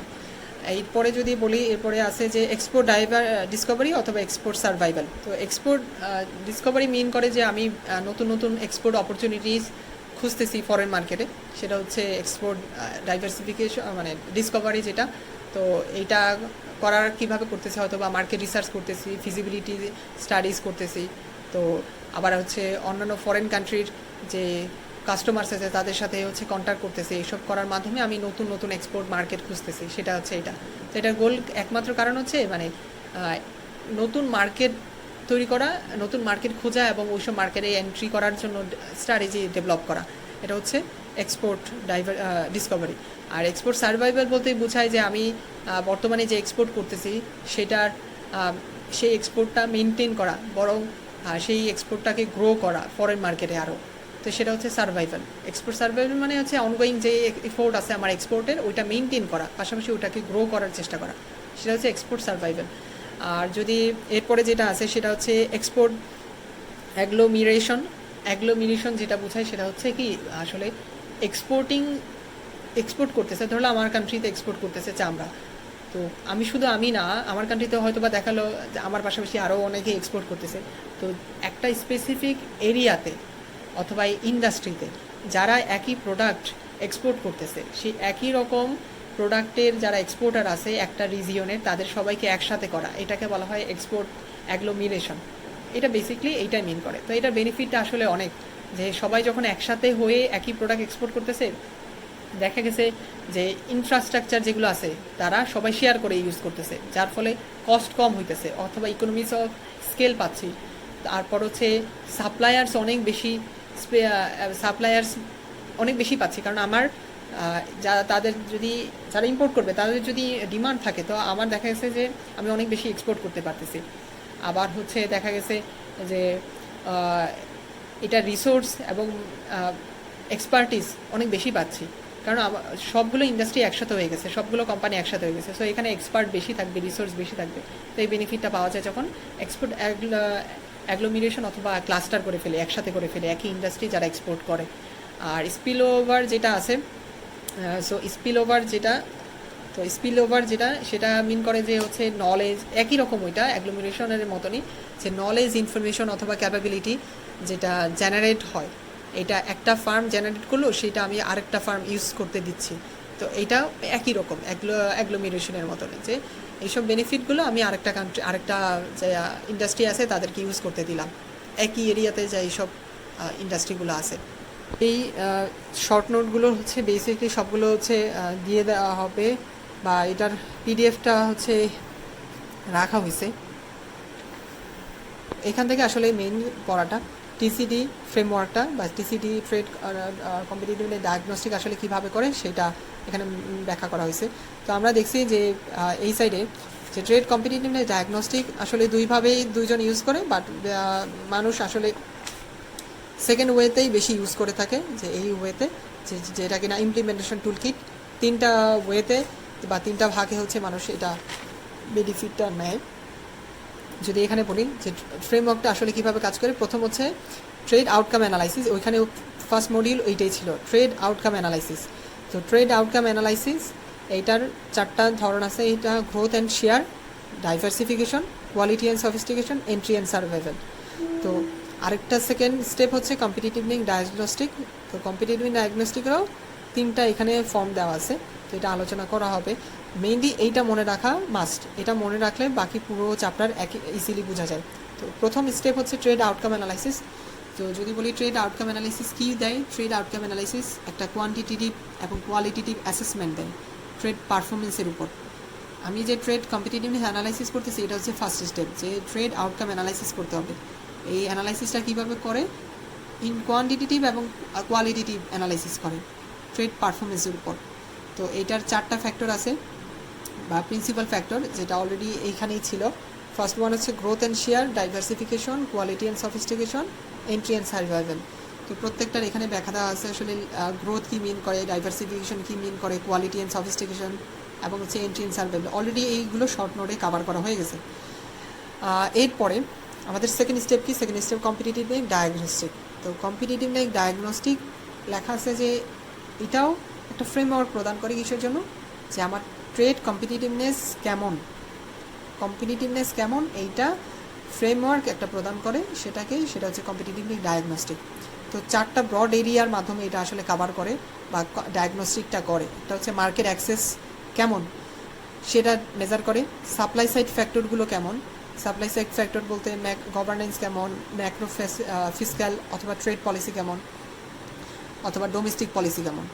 সো সেটা হচ্ছে সাপ্লাই সাইড ফ্যাক্টর। 3 নম্বর হচ্ছে কি ট্রেড প্রমোশন ইনফ্রাস্ট্রাকচার কেমন। তাহলে বুঝলাম যে কম্পিটিটিভনেস ডায়াগনস্টিক এটা একটা ফ্রেমওয়ার্ক প্রদান করে কিসের জন্য, কম্পিটিটিভনেস কেমন সেটা মেজার করার জন্য, এবং 3টা ব্রড এরিয়ার মাধ্যমে সে মেজার করে, market access, supply side factor এবং হচ্ছে ট্রেড প্রমোশন ইনফ্রাস্ট্রাকচার, যেটা এখানেই লেখা ছিল, market access, supply side factor, trade promotion infrastructure. So এইটা আবার একটু রিপিট করি। টিসিডি ফ্রেমওয়ার্কটা 3টা স্টেপে করে, ট্রেড আউটকাম অ্যানালাইসিস, তারপর কম্পিটিটিভনেস ডায়াগনস্টিক। ট্রেড আউটকাম অ্যানালাইসিসের মধ্যে 4টা ফ্যাক্টর থাকে প্রিন্সিপাল, একটা হচ্ছে growth and share, diversification, quality and sophistication, লাস্টেরটা হচ্ছে এন্ট্রি অ্যান্ড সার্ভাইভাল। আবার এগুলোর নিচে স্পেসিফিক নাম লেখা আছে। গ্রোথ অ্যান্ড শেয়ার এটা কি মিন করে, ইন্টেন্সিভ মার্জিন। ডাইভার্সিফিকেশন কি মিন করে, extensive margin. Quality and sophistication mean করে quality margin. Entry and survival mean করে সাস্টেইনাবিলিটি। তো এই নামগুলো মনে রাখতে হবে। আর এইখানে এটা কাভার হলে বিস্তারিত যাওয়া যায়। সো এখান থেকে শুরু হয়েছে আসলে ফ্রেমওয়ার্কটা, বিস্তারিত এখান থেকে লেখা হয়েছে যে অর্গানাইজিং টু কন্ডাক্ট এ টিসিডি। তো টিসিডি যদি অর্গানাইজ করতে হয় তাহলে আমার কীভাবে শুরু হয় কাজটা, প্রথমে হচ্ছে অবজেক্টিভ সেট করতে হয়। কোনো একটা ডায়াগনস্টিক করব একটা কান্ট্রি যে ট্রেড কম্পিটিটিভনেস কেমন, তাহলে অবভিয়াসলি প্রথমে অবজেক্টিভ সেট করে বা এইটার গোলটা সেট করে। আমি এই টিসিডি বা ডায়াগনস্টিক দিয়ে আসলে কি মেজার করব সেই অবজেক্টিভটা সেট করে। তো অবজেক্টিভটা কি এই টিসিডি মডেলের বা ট্রেড কম্পিটিটিভনেস ডায়াগনস্টিক মডেলের অবজেক্টিভটাই হচ্ছে কম্পিটিটিভনেস কেমন এটা মেজার করা। তো এটা হচ্ছে অবজেক্টিভ, যে কম্পিটিটিভনেস কেমন। তো এই অবজেক্টিভ সেট করার ক্ষেত্রে কিছু ফ্যাক্টর মাথায় রাখতে হয়। এখানে বলা হয়েছে যে considerations in establishing objectives for TCD. তো কী ফ্যাক্টরগুলো মাথায় রাখতে হয়, প্রথমে মাথায় রাখতে হয় হচ্ছে আইডেন্টিফাই কি ম্যাট্রিক্স, তারপর চিন্তা রাখতে হয় কম্পারেটিভ অ্যাডভান্টেজ আছে কি না, তারপর অ্যাসেস করতে হয় মার্কেট অ্যাক্সেস আছে কি না, ট্রেড ইনফ্রাস্ট্রাকচার কেমন একটা কান্ট্রি, তো এগুলো মেজার করতে হয়। পাশাপাশি ইনস্টিটিউশনাল পলিসি বা ক্যাপাসিটি কেমন, তারপর হচ্ছে স্টেক হোল্ডার যারা আছে তাদেরকে এনগেজ করতে হয় আমার এই অবজেক্টিভ সেট করার জন্য। তারপর হচ্ছে প্রমোটিং সাস্টেইনেবল ডেভেলপমেন্ট, এই কনসিডারেশনটাও আমাকে রাখতে হয় যে আমি আমার এই টিসিডি মডেলের মাধ্যমে যাতে সবাইকে বুঝাইতে পারি, অথবা এই আমার সাস্টেইনেবল ডেভেলপমেন্ট এই বিষয়টাও যাতে মাথায় থাকে। এইসব বিষয়গুলো যদি মাথায় থাকে বা এইসব বিষয় যদি মেজার করার জন্য আমি টিসিডি করি, তাহলে আমার হচ্ছে টিসিডির অবজেক্টিভটা যেই উদ্দেশ্য করতেছে সেটা ভালো রেজাল্ট পাবো। তো আমার অবজেক্টিভটা ছিলই আসলে কম্পিটিটিভনেস মেজার করা, কিন্তু মেজার করতে গেলে আমার এইসব বিষয় ভাবতে হবে। কি matrix, comparative advantage, market access আছে কি না, ট্রেড ইনফ্রাস্ট্রাকচার কেমন, তারপর ইনস্টিটিউশনাল ক্যাপাসিটি, স্টেক হোল্ডারকে এনগেজ করতে হবে বা এই টিসিডি মডেলে আনতে হবে, আবার সাস্টেনেবল ডেভেলপমেন্ট কেমন, এই কম্পিটিটিভনেসের মাধ্যমে আমার জাজ করতে হবে। হচ্ছে 41। সো এখানে বলা হয়েছে যে এই টিসিডি যে করবো এটার মধ্যে আমার হু শুড বি ইনভলভড, কারা কারা থাকবে। একটা টিসিডি টিম থাকবে, যেই টিমে দেখা যাচ্ছে যে অ্যাটলিস্ট মানে টোটাল 3 থেকে 4 জন স্টাফ মেম্বার থাকবে এই টিসিডি টিমে, যার মধ্যে একজন টিম মেম্বার থাকবে যে কিনা ট্রেড ইকোনমিস্ট, এমন একজনকে রাখতে হবে। তারপর হচ্ছে আমাকে আরও কিছু টিম লিডার থাকতে হবে যেটা কিনা should have some trade experience. তো আমার এই 3-4 জন মেম্বারের মধ্যে একজন দেখলাম হচ্ছে যে at least 1 member should be trade economist থাকতে হবে একজন, আবার যার ট্রেড এক্সপিরিয়েন্স আছে তো এমন একজন মানুষকে রাখতে হবে। সো এখানে হচ্ছে টিমের সম্পর্কে বলা হয়েছে। আবার এখানে আরেকটা জন বলা হয়েছে যে আমাকে এই টিমের মধ্যে যে স্কিল ট্রেড ডেটা অ্যানালাইসিস রাখতে হবে। তো আমার 3-4 জন টিমের মাঝখানে এইরকম কিছু ক্যাপাবিলিটির মানুষ রাখতে হবে। তারপর বলা হয়েছে যে কাউন্টার পার্টস এবং স্টেক হোল্ডার্স। তো আমার এই টিসিডি মডেলে অবভিয়াসলি বললাম যে কনসিডারেশনে যে স্টেক হোল্ডার রাখতে হবে। তো স্টেক হোল্ডার কারা থাকতে পারে, স্টেক হোল্ডার বলতে সবাই বলতে হচ্ছে যে ভিতরে যে আমার গভর্নমেন্ট অফিসিয়াল থাকতে পারে, প্রাইভেট সেক্টরে থাকতে পারে, যারা আছে সবাইকেই রাখতে হবে। এখন স্টেক হোল্ডারদেরকে রাখার মেন কারণ কি? মেন কারণটা এখানে বলা হয়েছে যে তারা কি করবে, এন্ডোর্স করবে প্রপোজড ওয়ার্ক প্ল্যান। আমি যে এই টিসিডি করার জন্য এই ওয়ার্ক প্ল্যান বানাইছি সেটাকে তারা অ্যাপ্রুভ দিবে, দিল অ্যাপ্রুভ। তারপর তারা রিভিউ করবে ট্রেড আউটকাম অ্যানালাইসিসটাকে, ট্রেড আউটকাম অ্যানালাইসিস রিপোর্টটাকে রিভিউ করবে। ট্রেড আউটকাম অ্যানালাইসিস কিন্তু আমার হচ্ছে ফার্স্ট স্টেপ। তো ফার্স্ট স্টেপটা প্রথমে হচ্ছে ওয়ার্ক প্ল্যানটা তারা হচ্ছে এন্ডোর্স করবে, অনুমতি দিবে। তারপরে ওয়ার্ক প্ল্যান যদি অ্যাপ্রুভ হয়ে যায় তাহলে আমি তো প্রথম স্টেপটাই করব, ট্রেড আউটকাম অ্যানালাইসিস। সেটার যে রিপোর্ট হবে সেটা আবার রিভিউ করবে তারা। তারপর হচ্ছে ফাইনাল, মানে আবার রিভিউ করবে টিসিডির ফাইনাল রিপোর্ট। তারপর লাস্টলি হচ্ছে পলিসি, যে তারা মানে রিকমেন্ডেশন দিতে পারবে। তো এইসব কারণে আসলে তাদেরকে স্টেক হোল্ডারদেরকে রাখতে হয়। এরপরে বলা হয়েছে যে টিসিডিটা আসলে conduct, how will the TCD be conducted, conduct কীভাবে করা হবে। অবভিয়াসলি অলরেডি আলোচনা করেছে 3টা স্টেপ। ফার্স্ট ওয়ান কি, ট্রেড আউটকাম অ্যানালাইসিস। 2 নম্বর স্টেপটা আসলে এখানে ভেঙে লিখছে, 2 নম্বর স্টেপটা ছিল এইটাই, কম্পিটিটিভনেস ডায়াগনস্টিক। এটাকে ভেঙে লিখছে যে প্রথমে হচ্ছে ইনিশিয়াল ডায়াগনস্টিক অ্যানালাইসিস করতে হবে, তারপর ফিল্ড ওয়ার্ক করতে হবে, তার আবার একটু ভেঙে আবার ফিল্ড ওয়ার্ক করতে হবে। আর লাস্ট স্টেপ কি, যে পলিসি, আমাদেরকে পলিসি মেক করতে হবে, যেটা কি না আমাদের এখানে উল্লেখ ছিল। 3টা মডিউলের মাধ্যমে আসলে 3টা স্টেপ করা হয়। পেজ নাম্বার হচ্ছে 34 পেজে আসলে এখানে স্পেসিফিক উল্লেখ আছে, trade outcome analysis, competitiveness diagnostic আর পলিসি মেক করতে হবে।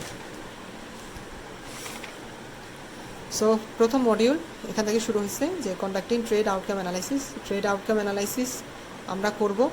তো এখানে বলা হয়েছে যে যেহেতু ট্রেড আউটকাম অ্যানালাইসিসের মধ্যে 4টা প্রিন্সিপাল ফ্যাক্টর থাকে ট্রেড আউটকাম অ্যানালিসিসের। সো এই ট্রেড আউটকাম অ্যানালিসিস 4টা ফ্যাক্টরই আলোচনা করা হয়। তো এখানে বেসিকলি তেমন কোনো কিছু নাই। তো ওইখানে এই বিষয়ে 4টা ফ্যাক্টরের কথা বলা হয়েছে, লেভেল, গ্রোথ, ডাইভার্সিফিকেশন, 1 2 3 4 শেষ, এই 4টা। তো এই 4টা করার জন্য ট্রেড আউটকাম অ্যানালাইসিসের ভেতরে আসলে কাজটা এই 4টা কাজ, কিন্তু এই 4টা কাজ করার জন্য কয়েকটা স্টেপে করা হয় কাজটা। এটা আসলে এখানে দেখালে বেটার হয়। কয়েকটা স্টেপে করা হয় ট্রেড আউটকাম অ্যানালাইসিস, 4টা স্টেপে করা হয়। 1 নম্বর হচ্ছে selecting peer countries, download and compile data, analyse and identify the main competitive challenges. এই 4টা স্টেপে এই প্রথম স্টেপটা করা হয়। ট্রেড আউটকাম অ্যানালাইসিস 4টা স্টেপে করা হয়। সো প্রথমটা হচ্ছে selecting peer countries. So peer country বলতে কি বোঝায়, যে সিমিলার আমার যদি আমার কান্ট্রি বাংলাদেশের কথা বলি, তাহলে বাংলাদেশের টিসিডি করতে হলে পিয়ার কান্ট্রি সিলেক্ট করতে হবে। পিয়ার কান্ট্রি কারা, যারা এমন কিছু কান্ট্রি, এমন কিছু নেশন যাদের ক্যারেক্টারিস্টিক্স অথবা অবজেক্টিভস আমার কান্ট্রির মতন।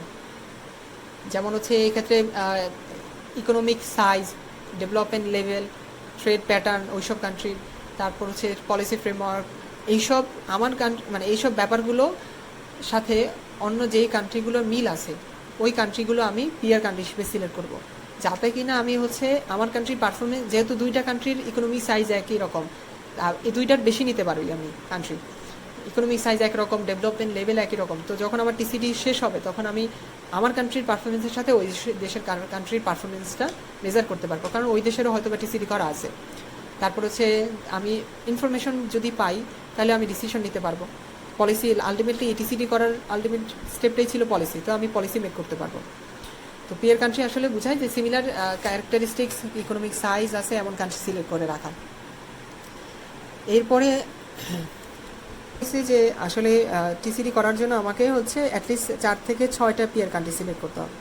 এটার পারপাসটা কি এখানে বলা আছে, যে আসলে কম্পেয়ার করা রেজাল্টটা যাতে ওইসব কান্ট্রির সাথে কম্পেয়ার করতে পারি, তার জন্য হচ্ছে পিয়ার কান্ট্রি সিলেক্ট করা। 2 নম্বর হচ্ছে ডাউনলোড অ্যান্ড কম্পাইল ডেটা। আমাকে হচ্ছে যেহেতু টিসিডি করার জন্য হচ্ছে ইনফরমেশন দরকার, তো আমার ডেটা নিতে হবে। ডেটা হচ্ছে হয়তোবা প্রাইমারি সোর্স থেকেও নিতে পারি অথবা সেকেন্ডারি সোর্স থেকে নিতে পারি। তো সোর্স আসলে কি, সোর্স হচ্ছে এখানে লেখা আছে যে ডেটা সোর্স হতে পারে ন্যাশনাল স্ট্যাটিস্টিক্যাল এজেন্সিস অথবা ইউনাইটেড নেশনস ডেটাবেস। এরপরে হচ্ছে এইখানে উল্লেখ আছে 6টার মধ্যে আরও কিছু সোর্স, যেগুলো হচ্ছে ওয়ার্ল্ড ইন্টিগ্রেটেড ট্রেড সলিউশন, তারপর হচ্ছে world trade indicator, world development indicator, এইসব সোর্স থেকেও আমি ডেটা সোর্স হিসেবে নিতে পারি। তো নিলাম ডেটা সোর্স। এরপরে হচ্ছে ডেটা আমাকে ক্লাসিফাই করতে হবে ডিগ্রি অফ অ্যাগ্রিগেশন। তো এখানে বলেছে নোমেনক্লেচার বলতে কি বোঝায়, এটা নোমেনক্লেচার বলতে বোঝায় আসলে যে ডেটাগুলো আছে সেগুলোকে হচ্ছে ক্যাটাগরাইজ করা, দ্যাটস ইট, আর কিছু না। ক্যাটাগরাইজ কেন করা, যাতে হচ্ছে আমার ইনফরমেশনে ক্লিয়ারিটি থাকে কমিউনিকেশনের ক্ষেত্রে। ফিকশন মিন করে হচ্ছে এইগুলোকে হচ্ছে বিভিন্ন গ্রুপে ভাগ করা ডেটাগুলোকে, যাতে হচ্ছে একই রকম লার্জ ডেটাগুলো যাতে আমার হচ্ছে বিভিন্ন গ্রুপে ভাগ হয়ে গেলে আমি অ্যানালাইসিস করতে বেশি সুবিধা হবে, অথবা ওই ইনফরমেশন থেকে ইন্টারপ্রেট করতে আমার সুবিধা হবে। এই জন্য হচ্ছে ক্লাসিফাই করতে হবে। আর ডিগ্রি অফ অ্যাগ্রিগেশন মিন করে ডেটা নিছি সেই ডেটা কতটুকু ডিটেইলড, যে অনেক বেশি ডিটেইলড যদি হয় তাহলে হচ্ছে আমার অনেক বেশি ডেটাবেস সেট লাগবে। আর যদি লোয়ার ডিগ্রি অফ অ্যাগ্রিগেশন হয় তার মানে আমার যে ইনফরমেশনটা সেটা হচ্ছে কম, তার ফলে আমি স্পেসিফিক ইনফরমেশন হচ্ছে নিয়ে কাজ করতে পারবো। তো নোমেনক্লেচার বলতে কি বোঝায়, যে আসলে করা, গ্রুপ করা অথবা ক্যাটাগরাইজ করা। ক্লাসিফিকেশন হচ্ছে ওই ডেটাগুলো গ্রুপে ভাগ করা।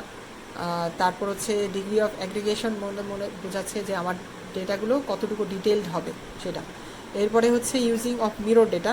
তো মিরর ডেটা আসলে কি মিন করে, এটা ওই মিরর ডেটা বলতে বোঝায় যে সিমিলার এবং কম্পারেবল সোর্স থেকে আরও কিছু সোর্স থেকে ডেটা কালেক্ট করা। যেমন এখানে আমি লেখা আছে যে অল্টারনেটিভ ডেটা প্রোভাইডার থেকে ডাটা কালেক্ট করে নেওয়া, সেকেন্ডারি ডেটা সোর্স থেকে কালেক্ট করা, ডেটাবেস ফ্রম রিলেটেড ইন্ডাস্ট্রিজ, এগুলো কালেক্ট করা হচ্ছে মিরর ডেটা, মানে সিমিলার টাইপের ডেটা অন্যান্য জায়গা থেকে কালেক্ট করা। পরে হচ্ছে মিরর ডেটা ইউজ করলে মানে ভ্যালিডেশনটা ক্রসলি ইউজ করা যায়, অথবা কোনো গ্যাপ থাকলে ওইসব জায়গা থেকে ডেটা সোর্স থাকার কারণে ওইসব ডেটা দিয়ে কভার করা যায়। হচ্ছে field level data. Field level data বলতে কি বোঝায়, যে ইন্ডিভিজুয়াল কোম্পানি লেভেলে গিয়ে ডেটা সোর্স করা, কালেক্ট করা। যেমন ইন্ডিভিজুয়াল লেভেলে গিয়ে কি কালেক্ট করা যেতে পারে, প্রথমে হচ্ছে ফাইন্যান্সিয়াল স্টেটমেন্ট কালেক্ট করা যেতে পারে। ফাইন্যান্সিয়াল স্টেটমেন্ট বলতে যেটা বোঝায় ব্যালেন্স শিট, ক্যাশ ফ্লো, এগুলো কালেক্ট করা। অপারেশন ম্যাট্রিক্সগুলো দেখা, এমপ্লয়মেন্ট কী করতেছে সেটা কালেক্ট করা, ইনভেস্টমেন্ট প্যাটার্ন কেমন ওইসব ফার্মগুলো একটা কান্ট্রির, তো ওইগুলো কালেক্ট করা হচ্ছে ফার্ম লেভেল ডেটা। এখন ফার্ম লেভেল ডেটা কেন দরকার, সেটা হচ্ছে মার্কেট রিসার্চের জন্য, পলিসি ক্রিয়েট করার জন্য, বা বিজনেস ডিসিশন মেকিংয়ের জন্য ফার্ম লেভেল ডেটাগুলো আমার দরকার। 3 নম্বর স্টেপ কি, অ্যানালাইসিস অ্যান্ড ইন্টারপ্রেট। তো 3 নম্বর স্টেপটা হচ্ছে অ্যানালাইসিস এবং ইন্টারপ্রেট করা, যে ডেটাগুলো নিছি ওগুলোকে হচ্ছে ইন্টারপ্রেট করা। আমি আবার একটু বলে দিই, এই 3 স্টেপটা হচ্ছে ট্রেড আউটকাম অ্যানালাইসিস করা, এটা আমাদের ফার্স্ট স্টেপ ছিল। এই ফার্স্ট স্টেপ করার জন্য 4টা স্টেপে কাজ করে। একটা হচ্ছে পিয়ার কান্ট্রি, মানে সিমিলার কান্ট্রি সিলেক্ট করলাম, ডাটা কালেক্ট করলাম, অ্যানালাইজ এবং ইন্টারপ্রেট করতেছি এবার 3 নম্বর স্টেপে।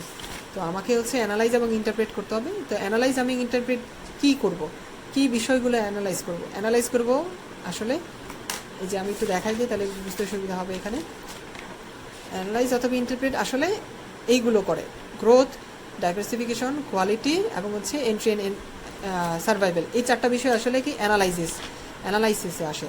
তো প্রথমে অ্যানালাইসিস কী করে, গ্রোথ এবং মার্কেট শেয়ার কেমন, তো এটা অ্যানালাইসিস করে। 2 নম্বর স্টেপ হচ্ছে ডাইভার্সিফিকেশনকে হচ্ছে অ্যানালাইজ করে। এখন ডাইভার্সিফিকেশন এখানে লেখা আছে, আচ্ছা আরেকটা বিষয় হচ্ছে গ্রোথ এবং মার্কেট শেয়ার, এটাকে বলা হয়েছে ইন্টেন্সিভ মার্জিন। আর একটু দেখাই দিই তাহলে বুঝতে সুবিধা হবে। এটাকে বলা হয়েছে ইন্টেন্সিভ মার্জিন। তো ইন্টেন্সিভ মার্জিনটা কি, এটা এই সমস্ত ব্যাপারের আসলে একটা পিডিএফ করা আছে অলরেডি। তো এই ব্যাপারগুলো দেখার পাশাপাশি পিডিএফটা দেখলে বুঝতে সুবিধা হবে, এবং সিরিয়াল বাই সিরিয়াল করা থাকবে। তো ইন্টেন্সিভ মার্জিন আসলে কি মিন করে, এটা আসলে মিন করে যে তোমার মানে আমি যদি প্রোডাকশন লেভেলটা বাড়াই, আমি আমার কান্ট্রিতে বর্তমানে যেই প্রোডাক্ট প্রডিউস করতেছি এবং এক্সপোর্ট করতেছি ওইগুলোই থাকবে, তবে প্রোডাকশন লেভেলটা একটু বাড়াইলে আমার আউটপুটে কতটুকু ইফেক্ট পড়ে সেটা হচ্ছে ইন্টেন্সিভ মার্জিন। লেভেল, গ্রোথ এবং মার্কেট শেয়ার, আমি যদি আমি যদি প্রোডাকশনে গ্রোথ বাড়াই তাহলে আমি যে আউটপুট পাচ্ছি ওই আউটপুটের কারণে কতটুকু মার্কেট শেয়ার ধরতে পারবো, সেটা হচ্ছে ইন্টেন্সিভ মার্জিন। এগুলোর হচ্ছে পিডিএফের সাথে ম্যাচ করে দেখলে ইজি হবে। আর এরপরে আছে কি 2 নম্বর হচ্ছে কি মানে অ্যানালাইসিস করে 4টা জিনিসকে। 2 নম্বরের জিনিস হচ্ছে ডাইভার্সিফিকেশন। সো ডাইভার্সিফিকেশন এটা আমি আবার একটু দেখাই দিই। আমি আসলে অ্যানালাইসিস করতেছি কোন 4টা বিষয়, এই যে এই 4টা বিষয়। সো 3 নম্বর স্টেপে আসলে এসে এই 4টা বিষয় অ্যানালাইসিস করা হয়। ডাইভার্সিফিকেশন, সো ডাইভার্সিফিকেশন বলতে কি বোঝায় আমরা অলরেডি জানি, কিন্তু ডাইভার্সিফিকেশনকেই আসলে এক্সটেন্সিভ মার্জিন বোঝায়। কেন, কারণ এখানে আমি আসলে আমার স্কেল অফ প্রোডাকশন এবং ট্রেড অ্যাক্টিভিটিসকে বাড়াইতেছি। আগে এখানে প্রোডাকশনকে বাড়াইছি, প্রোডাকশন বাড়ানোর কারণে কতটুকু আউটপুট বাড়ছে সেটাকে বলা হয় ইন্টেন্সিভ, ভিতরে ভিতরে। আর ডাইভার্সিফিকেশন হচ্ছে আমি নতুন নতুন মার্কেটে এন্ট্রি নিতেছি, অথবা হচ্ছে নতুন প্রোডাক্ট অ্যাড করতেছি, অথবা কোনো প্রোডাক্ট বাদ দিয়ে দিতেছি, সেটা হচ্ছে ডাইভার্সিফিকেশন। এবং ডাইভার্সিফিকেশন যা মিন করে এক্সটেন্সিভ মার্জিনও তাই মিন করে, যে নতুন আমার স্কেল, প্রোডাকশনের স্কেল বাড়াচ্ছি, নতুন কান্ট্রির সাথে ট্রেড করতেছি, আবার নতুন কোনো একটা কান্ট্রি থেকে বের হয়ে গেছে এইটা, আবার কোনো প্রোডাক্ট অ্যাড করছি অথবা কোনো প্রোডাক্ট ছেড়ে দিছি, এটা হচ্ছে ডাইভার্সিফিকেশন। 3 নাম্বার হচ্ছে কি কোয়ালিটি অ্যান্ড সফিস্টিকেশন। সেম জিনিসটা অলরেডি বলা হয়েছে, কোয়ালিটি এবং সফিস্টিকেশন। সফিস্টিকেশন হচ্ছে কমপ্লেক্সিটি, নতুন টেকনোলজি ইউজ করা, আর কোয়ালিটি হচ্ছে high product materials, reliability, performance. তো এই কোয়ালিটি এবং সফিস্টিকেশন যা মিন করে, কোয়ালিটি মার্জিন তাই মিন করে, যে কোয়ালিটি আমি দেওয়ার ফলে এক্সট্রা যে মার্জিনটা অথবা এক্সট্রা যে প্রাইসটা আমি তাদের কাছ থেকে আস্ক করতে পারবো, আজ করার ফলে তারা যদি পে করে, সেটা হচ্ছে আমার কোয়ালিটির কারণে তারা পে করতেছে, সো সেটা হচ্ছে কোয়ালিটি মার্জিন। নাম্বার হচ্ছে এন্ট্রি অ্যান্ড সার্ভাইভাল, সো এটা মিন করে সাস্টেনেবিলিটি মার্জিন। তো এন্ট্রি এবং সার্ভাইভাল অলরেডি আলোচনা করা হয়েছে, ওইটা থেকে যে মার্জিনটা আমরা, তো ওই কারণে যে মার্জিনটা সেটা হচ্ছে সাস্টেনেবিলিটি মার্জিন। সো এটা হচ্ছে এক্সপোর্ট রিলেশনশিপ কেমন সেটার উপর নির্ভর করে। এরপরে বলা হয়েছে যে analysis of farm level data. তো এখানে আরও কিছু জিনিস ওই বিষয়গুলো নিয়ে আলোচনা করেছে ডিপলি। এবার সেই 4 নম্বর স্টেপ যেটা, সেটা হচ্ছে কি আইডেন্টিফাইং মেইন, হচ্ছে যে কম্পিটিটিভ অ্যানালাইসিস অথবা identifying the main challenges. Repeat করে দেখাই দিই, আসলে এই 3 নম্বর স্টেপ যেটা ছিল অ্যানালাইসিস অ্যান্ড ইন্টারপ্রিটেশন, আসলে এটার মধ্যে কী মেইন কোন জিনিসটা আলোচনা করা হইতেছে। তো আমরা আবার এখানে আসি, আমরা কিন্তু ফার্স্ট স্টেপে করতেছি ট্রেড আউটকাম অ্যানালাইসিস। এই আউটকাম অ্যানালাইসিসের মধ্যে আমাদের প্রথম স্টেপটা যদি আমি একটু দেখাই, প্রথম স্টেপটা ছিল পিয়ার কান্ট্রি সিলেক্ট করা। 4টা স্টেপের মধ্যে, 4টা স্টেপের মধ্যে প্রথমটা ছিল এই যে 4টা স্টেপের প্রথমে peer country, second step download, 3 number analysis and interpret. আমরা এখানে আসি, অ্যানালাইজ করতেছি আসলে এই 4টা জিনিসকে, growth, diversification, quality and entry and survival. ঠিক আছে, 4টা জিনিস অ্যানালাইজ করার মাধ্যমে আমাদের থার্ড স্টেপটা শেষ হয়েছে। আমাদের থার্ড স্টেপটা শেষ হয়েছে। আমাদের ফোর্থ স্টেপটা কি, identify the main economy competitive challenge. Competitive challenge কী হতে পারে? কম্পিটিটিভ চ্যালেঞ্জ আমার হতে পারে প্রোডাক্ট। আমার যদি প্রোডাক্টের কস্ট কম্পিটিটিভ না হয়, অর্থাৎ প্রোডাক্ট আমার চ্যালেঞ্জ হতে পারে, প্রোডাক্ট যেটা নিছি ওই প্রোডাক্টের কস্টিং বেশি, ওই প্রোডাক্টের কস্টিং বেশি হওয়ার কারণে আমার প্রোডাক্টটা বাইরের কান্ট্রি যারা আছে তারা হচ্ছে ইম্পোর্ট করতেছে না বা আমি এক্সপোর্ট করতে পারতেছি না। সো কস্ট কম্পিটিটিভনেসও থাকতে হবে, কম প্রাইসে আমি, মানে আমার প্রোডাক্টটার প্রাইস যাতে কম হয় কম্পিটিটিভ থেকে ওইটা। আর আমার চ্যালেঞ্জ, আর কী কী চ্যালেঞ্জ হতে পারে? সেকেন্ড চ্যালেঞ্জ হতে পারে হচ্ছে ডাইভার্সিফিকেশন। আমার প্রোডাক্টটা অথবা আমার যেই সব মার্কেটে আমি সেল করতেছি ওইসব মার্কেটগুলো বেশি আমার জন্য ডাইভার্সিফাইড না, বা আমার আরও বেশি মার্কেটে ক্যাপচার করা উচিত। সো এইটা আমার চ্যালেঞ্জ হতে পারে। অথবা মার্কেটটাই আমার জন্য চ্যালেঞ্জ, আমি যে মার্কেটে যেতে চাচ্ছি ওই মার্কেটে হয়তো আমার প্রোডাক্ট অ্যাকসেপ্ট করবে না, অথবা ওই প্রোডাক্টে আমি ওই মার্কেটে আমি ঢুকতেই পারতেছি না। তো এই মার্কেটটাও চ্যালেঞ্জ হতে পারে। তো এগুলো আইডেন্টিফাই করতে হবে। লাস্টে হচ্ছে জেনারেল এক্সপোর্ট এনভায়রনমেন্ট, অর্থাৎ এক্সপোর্ট, আমি তো এক্সপোর্ট করার জন্যই হচ্ছে এত কিছু করতেছি অ্যানালাইসিস। আমার নিজের কান্ট্রির যদি এক্সপোর্ট মানে ভালো না হয়, যে লিমিটেড এক্সপোর্ট বেস অথবা inefficient creation of new exporter, আমার কান্ট্রিতেই মানে হচ্ছে এক্সপোর্টার ইনক্রিজ করার কোনো মোটিভেশন নাই বা কোনো ফ্যাসিলিটি নাই, অথবা low survival rate of new exporter যদি হইলেও তারপরও তারা সার্ভাইভ করতে পারে না বিভিন্ন ফ্যাসিলিটি। তো এগুলো হচ্ছে জেনারেল এক্সপোর্ট এনভায়রনমেন্টের ভেতরের অসুবিধা। তো আমার আসলে চ্যালেঞ্জগুলো কি, চ্যালেঞ্জগুলো দেখতে হবে। আইডেন্টিফাই মেইন কম্পিটিটিভনেস, চ্যালেঞ্জগুলো হতে পারে প্রোডাক্টের একটা চ্যালেঞ্জ, প্রোডাক্টের কস্ট বেশি, এইসব আইডেন্টিফাই করতে হবে। ডাইভার্সিফাইড না, অথবা মার্কেটটা আমি যে ঢুকতে চাচ্ছি সেটা ভালো না, অথবা আমি মার্কেটে আমার প্রোডাক্টটা সেল করতে পারছি না ওইসব কোনো পলিসির কারণে, এইগুলো এই চ্যালেঞ্জগুলো বের করতে হবে। অথবা আমার নিজের কান্ট্রির এক্সপোর্টের এনভায়রনমেন্ট ভালো না। এই 4টা জিনিসের আমার চ্যালেঞ্জটা ফেস করতে হবে অথবা আইডেন্টিফাই করতে হবে কী কী চ্যালেঞ্জ। সো আমার এই 4টা স্টেপের মাধ্যমে হচ্ছে আমাদের হচ্ছে এই 4টা স্টেপের মাধ্যমে ট্রেড আউটকাম অ্যানালাইসিস শেষ হয়েছে মাত্র। সো আমাদের ফার্স্ট স্টেপ শেষ হলে আমাদের সেকেন্ড স্টেপটা কি? আসলে সেকেন্ড স্টেপটা 39 পেজে যদি আসি, সেকেন্ড স্টেপটা আসলে কম্পিটিটিভনেস ডায়াগনস্টিক। সো এই কম্পিটিটিভনেস ডায়াগনস্টিকের মাধ্যমে আমরা করব কয়টা ওয়েতে, এটা হচ্ছে আমরা যদি যাই, আমাদের সেকেন্ড মডিউলটা হচ্ছে ট্রেড কম্পিটিটিভনেস ডায়াগনস্টিক। সো এখানে তেমন স্পেসিফিকলি তেমন কঠিন কিছু না এখানে। সো এর বাইরে আমাদের সেকেন্ড মডিউল হচ্ছে কন্ডাক্টিং দ্য কম্পিটিটিভনেস ডায়াগনস্টিক। তো এই ডায়াগনস্টিকটা হচ্ছে 3টা ব্রড এরিয়ার মাধ্যমে আমি করব ডায়াগনস্টিক, মানে বিষয়গুলো ভাববো টিসিডির। সেটা হচ্ছে মার্কেট অ্যাক্সেস কেমন, আমার মার্কেট অ্যাক্সেস ভালো কিনা, supply side factor, supply side ফ্যাক্টরের মধ্যে কি আছে যে ইনসেন্টিভ ফ্রেমওয়ার্ক কেমন, তারপর হচ্ছে ফ্যাক্টর কন্ডিশনস কেমন, এগুলো একটু দেখে নিতে হবে। সো 3টা মেইন এরিয়ার লাস্টেটা হচ্ছে ট্রেড প্রমোশন ইনফ্রাস্ট্রাকচার কেমন। তো আমি যদি এই 3টা বিষয় ভাববো, কিন্তু এই 3টা বিষয়ের ভাবার জন্য বা এই 3টা বিষয় নিয়ে কাজ করার জন্য আমার 4টা স্টেপে কাজ করতে হবে, সেটা এখানে আসলে বলা হয়েছে।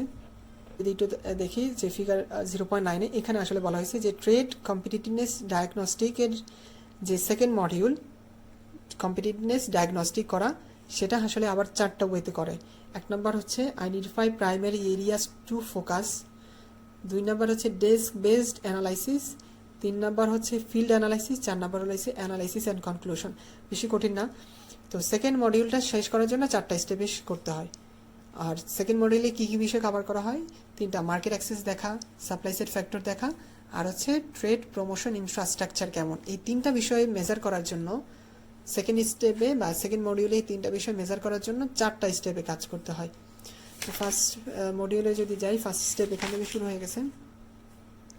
সো এখান থেকে ফার্স্ট স্টেপ লেখা হয়েছে যে আমার প্রাইমারি ফোকাস কী হবে সেটা আগে ডিসাইড করা। আমার টিসিডির কম্পিটিটিভনেস আছে কি না এটা মেজার করার জন্য যে টিসিডি করতেছে, কিন্তু আমার তাহলে মেইন ফোকাসটা কি সেটা আগে ডিসাইড করা। 2 নম্বর স্টেপটা হচ্ছে desk base analysis and benchmarking. So এখানে লেখা আছে যে ডেস্ক বেস অ্যানালাইসিস এবং বেঞ্চমার্কিং এটা 3টা স্টেপে করা যায়। কোয়ান্টিটিভ অ্যানালাইসিস, সেকেন্ড স্টেপ বলা হয়েছে যে প্রথমটা হচ্ছে আমাদের কোয়ালিটেটিভ অ্যানালাইসিস, 2 নাম্বার স্টেপটা হচ্ছে কোয়ান্টিটিভ অ্যানালাইসিস, 3 নাম্বার হচ্ছে benchmark quantitative benchmarking comparing performance. So second step যেটা desk base analysis and benchmarking, এটা 3টা স্টেপে মানে 3টা ছোটো ছোটো কাজের মাধ্যমে করা যেতে পারে। ডেস্ক বেস অ্যানালাইসিস 2টা, একটা হচ্ছে ডেস্ক বেস অ্যানালাইসিসটা হবে কোয়ালিটেটিভ অ্যান্ড কোয়ান্টিটিভ ডাটার মাধ্যমে, আর 3 নাম্বারের বিষয়টা হচ্ছে এই ডাটার উপরে বেঞ্চমার্কিং করা। তাহলে আমাদের সেকেন্ড স্টেপ শেষ। থার্ড স্টেপ হচ্ছে ফিল্ড ওয়ার্ক করা এবং ইন্টারভিউ নেওয়া। ফিল্ড ওয়ার্কটা বলা হয়েছে যে কিছু সপ্তাহ, যেমন 6 সপ্তাহ তার থেকেও বেশি হতে পারে। তো এখানে বেসিকলি ওই ফিল্ড রিসার্চ কত দিনের হবে, কিভাবে হবে সেটা বলা হয়েছে। আর লাস্ট স্টেপটা যেটা সেটা যদি দেখি, সো আমাদের এখানে 4টা স্টেপের 3টা গেল। 4টা স্টেপ, 4 নম্বর স্টেপটা হচ্ছে কি অ্যানালাইসিস অ্যান্ড কনক্লুশন। তো এই 4টা স্টেপের মাধ্যমে যদি করি তাহলে আমার হচ্ছে সেকেন্ড মডিউল যেটা ছিল যে কন্ডাক্টিং কম্পিটিটিভ ডায়াগনস্টিক, এটা করা যাবে 4টা স্টেপের। সো এই 4টা স্টেপ শেষ হলে সেকেন্ড মডিউল শেষ। আমাদের থার্ড মডিউলটা কি, তাহলে থার্ড মডিউলটা যদি যাই সেটা হচ্ছে moving from analysis to policy options. অর্থাৎ এই প্রথমে ট্রেড আউটকাম অ্যানালাইসিস করলাম, সেকেন্ড স্টেপে করলাম ডায়াগনস্টিক কম্পিটিটিভ ডায়াগনস্টিক। থার্ড মডিউলটা আসলে কি ওই অ্যানালাইসিস এবং ডায়াগনস্টিকের ফলে এবার পলিসি মেক করতে হবে। সো এই হচ্ছে ফার্স্ট মিডের পড়া শেষ, এই পর্যন্তই। সো আমি এবার একটু ব্যাক করে যাই, ব্যাক করলে হয়তো বা দেখতে বা বুঝতে সুবিধা হবে আমাদের চ্যাপ্টারটা। এই হচ্ছে ফ্রেমওয়ার্কটা। তো ফ্রেমওয়ার্কটা কি, প্রথম স্টেপটা হচ্ছে কি trade outcome analysis, second step competitive diagnostic, আর লাস্ট স্টেপটা হচ্ছে পলিসি মেক। তো আমরা সাম আপ করি। প্রথমে আমার এই পুরো কাজটা করার জন্য আগে অবজেক্টিভ সেট করতে হবে। অবজেক্টিভ সেট করতে গেলে কিছু কনসিডারেশন মাথায় রাখতে হবে। So these are the consideration মাথায় রাখার ফলে সেকেন্ড স্টেপে পরবর্তী কী করতে হবে, আমাকে একটা টিম বানাইতে হবে। টিমের মধ্যে কয়জন থাকবে, 3 থেকে 4 জন। এর মধ্যে কেউ অ্যানালাইজ থাকবে, এক্সপার্ট থাকবে। এরপরে হচ্ছে আমার স্টেক হোল্ডারকে রাখতে হবে। স্টেক হোল্ডারদেরকে কেন রাখতে হবে এখানে ব্যাখ্যা করা হয়েছে, এবং এই কাজটা আমি কীভাবে করব, তাহলে করবো হচ্ছে 3টা স্টেপ। এখানে সেকেন্ড স্টেপটা ভেঙে লেখা হয়েছে। আর আরেকটা জিনিস হচ্ছে trade outcome analysis, competitive diagnostic, policy, এই সবগুলো বিষয় ডিটেলস আমরা এই জায়গায় পেজ নাম্বার হচ্ছে 42 এখানে শর্ট করে লেখা হয়েছে। ট্রেড আউটকাম অ্যানালাইসিসে কী করব, তারপর কম্পিটিটিভ ডায়াগনস্টিকে কয়দিন কীভাবে কাজ করতে হয়, এখানে পুরো ডিটেলস পড়লে এটা বুঝতে সুবিধা হবে এই অংশ কী লেখা হয়েছে। এরপরে বলা হয়েছে যে আসলে আমি টিম করলাম, স্টেক হোল্ডার নিলাম, তারপর হচ্ছে কীভাবে করব, 3টা স্টেপে করলো বুঝলাম, কিন্তু আমার কয়দিন সময় লাগবে। এই টিসিডি করার জন্য আমার 4 মাসের মতো সময় লাগবে, যার মধ্যে 4 থেকে 6 উইক যাবে ফিল্ড ওয়ার্কের মাধ্যমে। এখন ফিল্ড ওয়ার্ক এর মাধ্যমে যাবে। এখন ফিল্ড ওয়ার্ক কোথায় ছিল? আই প্রবাবলি সেকেন্ড স্টেপে এটাতে ছিল ফিল্ড ওয়ার্ক। সো আমার শুরু মডিউল 1-এর ট্রেড কম্পিটিটিভনেস অ্যানালাইসিসে আসলে কি করা হয়? এই 4টা জিনিস। সো ট্রেড আউটকাম অ্যানালাইসিসে এই 4টা জিনিস করা হয়। সো প্রথমে যদি যাই, ট্রেড আউটকাম অ্যানালাইসিস এই 4টা জিনিস যে করা হয় কিন্তু 4টা স্টেপে করা হয়। ট্রেড আউটকাম অ্যানালাইসিস সিম্পলি 4টা স্টেপে করা হয়। Peer country, similar country select করা, তারপর ডাটা কালেক্ট করা, অ্যানালাইসিস করা, এবং হচ্ছে মেইন মানে চ্যালেঞ্জগুলো আইডেন্টিফাই করা। পিয়ার কান্ট্রি কি সেটা অলরেডি বলা হয়েছে এখানে। পিয়ার কান্ট্রি, দেন ডাটাগুলো হচ্ছে কালেক্ট করা। ডাটা সোর্সগুলো কি? এখানে 2টা সোর্স দেওয়া আছে, এখানে আরও কিছু সোর্সের কথা বলা আছে। ডাটা নিলাম, এবার ডাটাগুলোকে নোমেনক্লেচার, ক্লাসিফিকেশন এবং হচ্ছে ডিগ্রি অফ অ্যাগ্রিগেশন বলতে কত ডিটেলসে আমি ডাটা কালেক্ট করছি এটা বোঝায়। মিরর ডেটা ইউজ করতে হবে, যে অন্যান্য সোর্স থেকে ডাটা কালেক্ট করতে হবে আরও। আর ফার্ম লেভেল ডাটা কালেক্ট করতে হবে। 2 নম্বর স্টেপটা গেল জাস্ট এই পর্যন্ত। 2 নম্বর কোনটা স্টেপ? যে ডাউনলোড অ্যান্ড কম্পাইল ডেটা, এই কাজটা গেছে। এরপর অ্যানালাইজ করতে হবে। এই ডাটাগুলো অ্যানালাইজ করব, কিন্তু কিভাবে করব? গ্রোথ এবং মার্কেট শেয়ার, এই অ্যানালাইসিসটা করতে হবে। এটাকে বলে ইন্টেন্সিভ মার্জিন। ইন্টেন্সিভ মার্জিন হচ্ছে আমি আমার প্রোডাকশনের লেভেল যদি বাড়াই কতটুকু গ্রো হয় এবং কতটুকু মার্কেট শেয়ার ক্যাপচার করতে পারে, এটা বোঝায় ইন্টেন্সিভ মার্জিন। 2 নম্বর ডাইভার্সিফিকেশন, এক্সটেন্সিভ মার্জিন, মানে বিভিন্ন প্রোডাক্ট বিভিন্ন মার্কেট ধরা, সেটা এক্সটেন্সিভ মার্জিন। 3 নম্বর হচ্ছে কোয়ালিটি অ্যান্ড সফিস্টিকেশন মার্জিন, মানে অ্যানালাইসিস করতেছি আসলে এই যে বিষয়গুলো। আর লাস্টলি হচ্ছে কি, সেটা হচ্ছে এন্ট্রি অ্যান্ড সার্ভাইভাল। তো 3 নম্বর স্টেপে যেটা করলাম সেটা হচ্ছে কি, সেটা আসলে এই 4টা কাজ 3 নম্বর স্টেপে করে। ট্রেড আউটকাম অ্যানালাইসিসের ফার্স্ট স্টেপটা কী ছিল আমি আবার একটু রিপিট করি। ফার্স্ট স্টেপ ছিল peer country, second step download and compile data, 3 number analysis and interpret. Analysis এবং ইন্টারপ্রেট করতেছি আসলে এই 4টা বিষয়।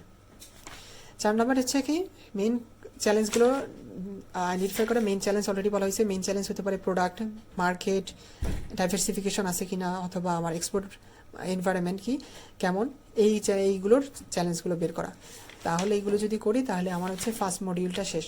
সেকেন্ড মডিউলটা কি, সেটা হচ্ছে কম্পিটিটিভনেস ডায়াগনস্টিক করা। 3টা ব্রড জিনিস সে ডায়াগনস্টিক করা। একটা হচ্ছে market access, supply side factor, আর একটা হচ্ছে ট্রেড প্রমোশন ইনফ্রাস্ট্রাকচার।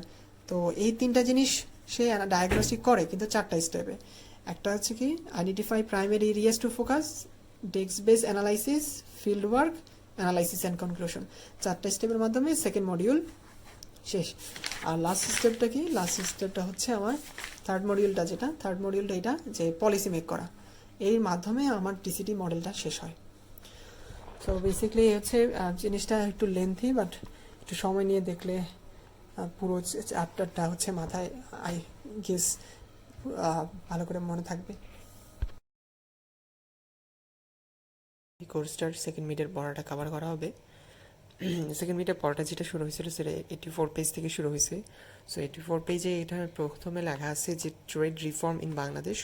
এখন ট্রেড রিফর্ম বলতে বোঝায় যে ট্রেডটাকে আবার নতুন করে, যে ট্রেডের সিস্টেম সেটাকে নতুন করে সাজানো, ফ্যাসিলিটেশনগুলো আরও ইমপ্রুভ করা, ফ্যাসিলিটিগুলো ইমপ্রুভ করা। সো সব কিছু মিলে হচ্ছে রিফর্ম। অর্থাৎ রিফর্ম হচ্ছে কোনো একটা ট্রেডের যেই কন্ডিশন থাকা উচিত সেটা যদি না থাকে তাহলে ওটাকে আবার রিপেয়ার করা এক প্রকার, সেটা হচ্ছে রিফর্ম। তার মানে ট্রেডটার যে বর্তমানে কন্ডিশন এটা বাংলাদেশের একটু খারাপ, সেটাকে ঠিক করতে হলে কি করতে হবে, তাহলে এই চ্যাপ্টার বা এই পার্টটাতে সেটা নিয়ে আলোচনা করা হয়েছে। সো এখানে বলা হয়েছে যে ট্রেড আসলে একটা দেশের অথবা বাংলাদেশের ইকোনমিক গ্রোথ, জব ক্রিয়েশন এবং পভার্টি রিডাকশনের জন্য দরকার। কিন্তু এই economic growth, job creation, poverty রিডাকশনের জন্য যেই ট্রেডটা দরকার, সেই ট্রেডটার বর্তমান অবস্থা হচ্ছে বাংলাদেশের ট্রেডের পারফরমেন্স খুবই ডিক্লাইন ইন ট্রেড পারফরমেন্স। এবং অন্যদিকে দেখা যাচ্ছে ট্রেডের পারফরমেন্স ডিক্লাইন করতেছে, এবং আরেকদিকে দেখা যাচ্ছে তারা ওভার রিলায়েন্স করতেছে আরএমজি সেক্টরের প্রতি। অন্য কোনো সেক্টর তারা ডেভেলপ করতে পারতেছে না, যার ফলে দেখা যাচ্ছে ট্রেডের পারফরমেন্সটা ডিক্লাইন করতেছে। পাশাপাশি আরও কিছু কারণ আছে, যেমন হাই ইম্পোর্ট এক্সপোর্ট অথবা নন ট্যারিফ ব্যারিয়ার্স, এইটা একটা সেকেন্ড কারণ। সো আমি ইম্পোর্ট করতে গেলে, এক্সপোর্ট করতে গেলে অনেক বেশি আমার ট্যারিফ দিতে হচ্ছে। আর আর 3 নম্বর কারণ ধরা যেতে পারে হচ্ছে এলডিসি থেকে আমরা যদি গ্রাজুয়েট করে ফেলি। সো এলডিসিতে থাকার ফলে হচ্ছে লিস্ট ডেভেলপমেন্ট কান্ট্রি হিসেবে আমরা অনেক বেনিফিট পেতাম। যেমন হচ্ছে ট্যারিফ কম দিতে হতো আমাকে, হচ্ছে বিভিন্ন মার্কেটে ইউরোপিয়ান ইউনিয়নের যে মার্কেটগুলো আছে বা কান্ট্রিগুলো আছে ওগুলোতে অ্যাক্সেস দেওয়া ইজি হতো। সো আমাকে নানান আরও সুবিধা দেওয়া হতো।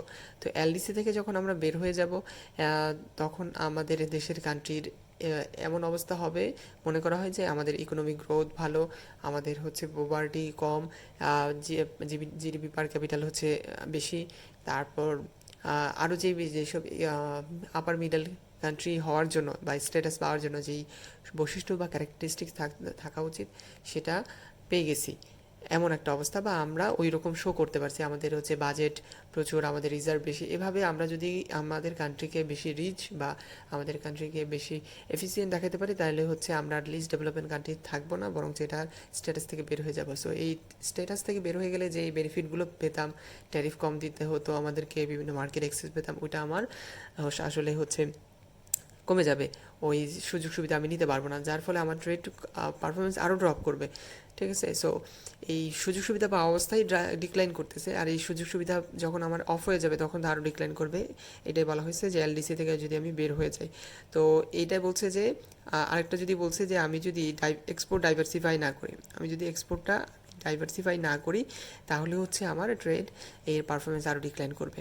সো এটা থেকে আমি যদি রিফর্ম করতে চাই বা বের হতে চাই এই খারাপ অবস্থা থেকে, আমাকে কি করতে হবে? আমাকে হচ্ছে যে দিস রিফর্ম গো বিয়ন্ড, আমাকে ট্রেড মডার্নাইজ করতে হবে, কম্প্রিহেন্সিভ মার্কেট লিবারালাইজেশন করতে হবে, রিজিওনাল ইন্টিগ্রেশন, মানে একটা দেশ আরেকটা দেশ, একটা অঞ্চল আরেকটা অঞ্চলের মাঝখানে যে রিলেশনশিপ ওইটাকে ডেভেলপ করতে হবে। পাশাপাশি আমার পলিসি অ্যাকশন, এই যে রিকোয়ার্ড পলিসি অ্যাকশন, এই 4টা জিনিসের কথা স্পষ্ট মনে রাখতে হবে যে ট্রেড রিফর্ম করতে হলে আমাকে ট্রেড মডার্নাইজ করতে হবে, মার্কেট লিবারালাইজেশন করতে হবে, regional integration and policy action. এখন পলিসি কী পলিসি নিতে হবে? আমাকে পলিসি হিসেবে নন ট্যারিফ ব্যারিয়ারকে আমার কমাইতে হবে, রিডিউস ট্রেড কস্টেও আমাকে কমাইতে হবে, এবং হচ্ছে যে আমি যে শুধু প্রোডাক্ট এক্সপোর্ট করি সেটা না, আমি সার্ভিসও এক্সপোর্ট করি। সো সার্ভিস এক্সপোর্ট করার ক্ষেত্রে আমার যে সীমাবদ্ধতা বা চ্যালেঞ্জগুলো ওগুলো বের করে সমাধান করতে হবে। সো প্রবাবলি হচ্ছে আমার সমস্যা হচ্ছে ট্রেড কমে যাচ্ছে বা ট্রেড পারফরমেন্স কমে যাচ্ছে, ইমপ্রুভ করার ওয়ে হচ্ছে এই 4টা। সো আমি যদি এই পার্টটা সামারাইজ করে বুঝে থাকি তাহলে হচ্ছে পুরো চ্যাপ্টার বোঝা আমার জন্য ইজি হবে। ঘুরে ফিরে এই কজগুলোই হচ্ছে ব্যাখ্যা করা হয়েছে এবং এই সলিউশনগুলোই আরও ডিটেলসে রাখা হয়েছে। সো প্রথমে এরপরে পার্ট 1.1 যদি আমরা একটু খেয়াল করি, 1.1 ব্যাপারটা হচ্ছে ট্রেড এবং গ্রোথ, অর্থাৎ ট্রেডের সাথে গ্রোথের কেমন একটা রিলেশনশিপ। সো বলা হয়েছে যে ওপেননেস টু ট্রেড, আমি যদি ট্রেড ওপেন রাখি তাহলে আমার হচ্ছে ফরেন ডিরেক্ট ইনভেস্টমেন্ট বাড়বে। তো ট্রেড ওপেন রাখলে ফরেন ডিরেক্ট ইনভেস্টমেন্ট কীভাবে বাড়বে? আমি ট্রেড ওপেন রাখছি, সো বাইরের কান্ট্রির মানুষ আমার দেশে এসে ট্রেড করতে পারবে, তারা আমার দেশ থেকে প্রোডাক্ট কিনতে পারবে। তো অথবা প্রোডাক্ট কিনতে গিয়ে তারা হচ্ছে আমার কান্ট্রিতে হচ্ছে ফ্যাক্টরি দিল, ইনভেস্টমেন্ট করলো। তো ফরেন ডিরেক্ট ইনভেস্টমেন্ট আসলে এইগুলোই। আমি ট্রেড ওপেন রাখার কারণে তারা আমার কান্ট্রিতে এন্ট্রি নিতে পারলো, ইনভেস্টমেন্ট করলো, প্রোডাকশন নিল, আবার তাদের দেশে ফিরিয়ে নিল। যেমন আমাদের দেশে কিছু গার্মেন্টস ফ্যাক্টরিগুলো এমনই হয়, ফরেনাররা আমাদের দেশে এসে হয়তো বা যদি গার্মেন্টসের যদি ভালো না লাগে ফ্যাক্টরি, তাহলে নিজের ফ্যাক্টরি দিয়ে দেন প্রোডাকশন করে নিজের কান্ট্রিতে ব্যাক নিয়ে যায়। সো এটাই বলা হয়েছে যে ওপেননেস টু ট্রেড, যদি আমি ফরেন ইনভেস্টমেন্ট বাড়বে। বলা হয়েছে এফডিএ যদি বাড়ে, আমি এফডিআই যদি ইমপ্রুভ করতে পারি তাহলে আমার ব্যাক টু ব্যাক এলসি করা ইজি হবে। এরপরে বলা হয়েছে যে আমি ওপেন রাখার কারণে বাইরের মানুষ আসতেছে আমার কান্ট্রিতে ইনভেস্ট করতেছে, সো আমি হচ্ছে স্পেশালাইজেশন করতে পারবো এক্সপোর্ট সেক্টরটা। ঠিক আছে, এক্সপোর্ট সেক্টরটা আমি হচ্ছে আরএমজি এক্সপোর্ট সেক্টরটা স্পেশালাইজ করতে পারবো আরও বেশি, কারণ আমার ডিমান্ড আছে, প্রোডাকশন ফ্যাসিলিটি আছে, লো লেবার কস্ট আছে, আরও অনেক ফ্যাক্টর আছে।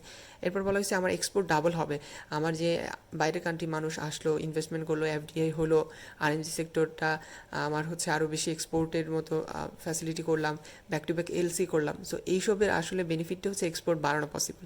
সো এখানে বলছে এক্সপোর্ট ডাবল হবে, যেটা কিনা 10% ছিল 1990, আর 2020% হয়ে গেছে 2012-তে। সো এখন অবভিয়াসলি আরও বেশি হওয়ার কথা ছিল, কিন্তু কমে যাচ্ছে, এটাই মিন করছে। সো আমি যদি ট্রেড ওপেন রাখি তাহলে হচ্ছে বা ট্রেড করি ভালোভাবে তাহলে আমার এক্সপোর্ট ডাবল হবে। আর এই তো মোটামুটি। আর এক্সপোর্ট যদি ডাবল হয় অবভিয়াসলি আমি ফরেন আর্নিং পাবো, ফরেন আর্নিংস আমার কান্ট্রির গ্রোথের জন্য দরকার। সো ট্রেড এবং গ্রোথ এটা আসলে এইভাবে ইন্টারকানেক্টেড। সো এরপরে যদি দেখাই এখানে যেটা আছে সেটা হচ্ছে বাংলাদেশের এই পার্টটাতে যেটা হচ্ছে বাংলাদেশের ট্রেডের বর্তমান সিনারিও অথবা ট্রেড কমে যাওয়ার কারণগুলো দেখানো হয়েছে। সো এখানে দেখানো প্রথমে বলে নেওয়া হয়েছে যে trade reforms has স্লোড in recent years, মানে আমি যে ট্রেড রিফর্ম করব সেই প্রসেসটাও স্লো। একে তো ট্রেড কমে গেছে, ট্রেডের পারফরমেন্স কমে গেছে, রিফর্ম করব সেই প্রসেসটাও স্লো। এখন অন্যতম কারণ বলা হয়েছে যে আমি যে ট্রেডটা রিফর্ম করব, আরএমজি সেক্টর স্যার আমি অন্য কোনো সেক্টরই তো রিফর্ম করতে পারতেছি না বা অন্য কোনো সেক্টর ডেভেলপ করতে পারতেছি না। সো আরএমজি সেক্টর এক্সপোর্ট করা ছাড়া অন্য কোনো সেক্টর যদি আমি ডেভেলপ করতে না পারি তাহলে আসলে ওই ট্রেড রিফর্মের ওই প্রসেসটা অবভিয়াসলি অত বেশি ফাস্টার হবে না, কারণ একটা সেক্টর দিয়ে আর কত কিছু করা যাবে। সো দেখা যাচ্ছে আমি ট্রেড রিফর্মের যে প্রসেসটা সেটা হচ্ছে আরএমজি সেক্টরের উপরে ওভার রিলায়েন্সে, যে আরএমজি সেক্টরটাকে আরও বেশি কীভাবে ইমপ্রুভ করতে পারি সেটার উপরে। সো এটা একটা কারণ যে রিফর্ম প্রসেসটাও স্লো হয়ে গেছে।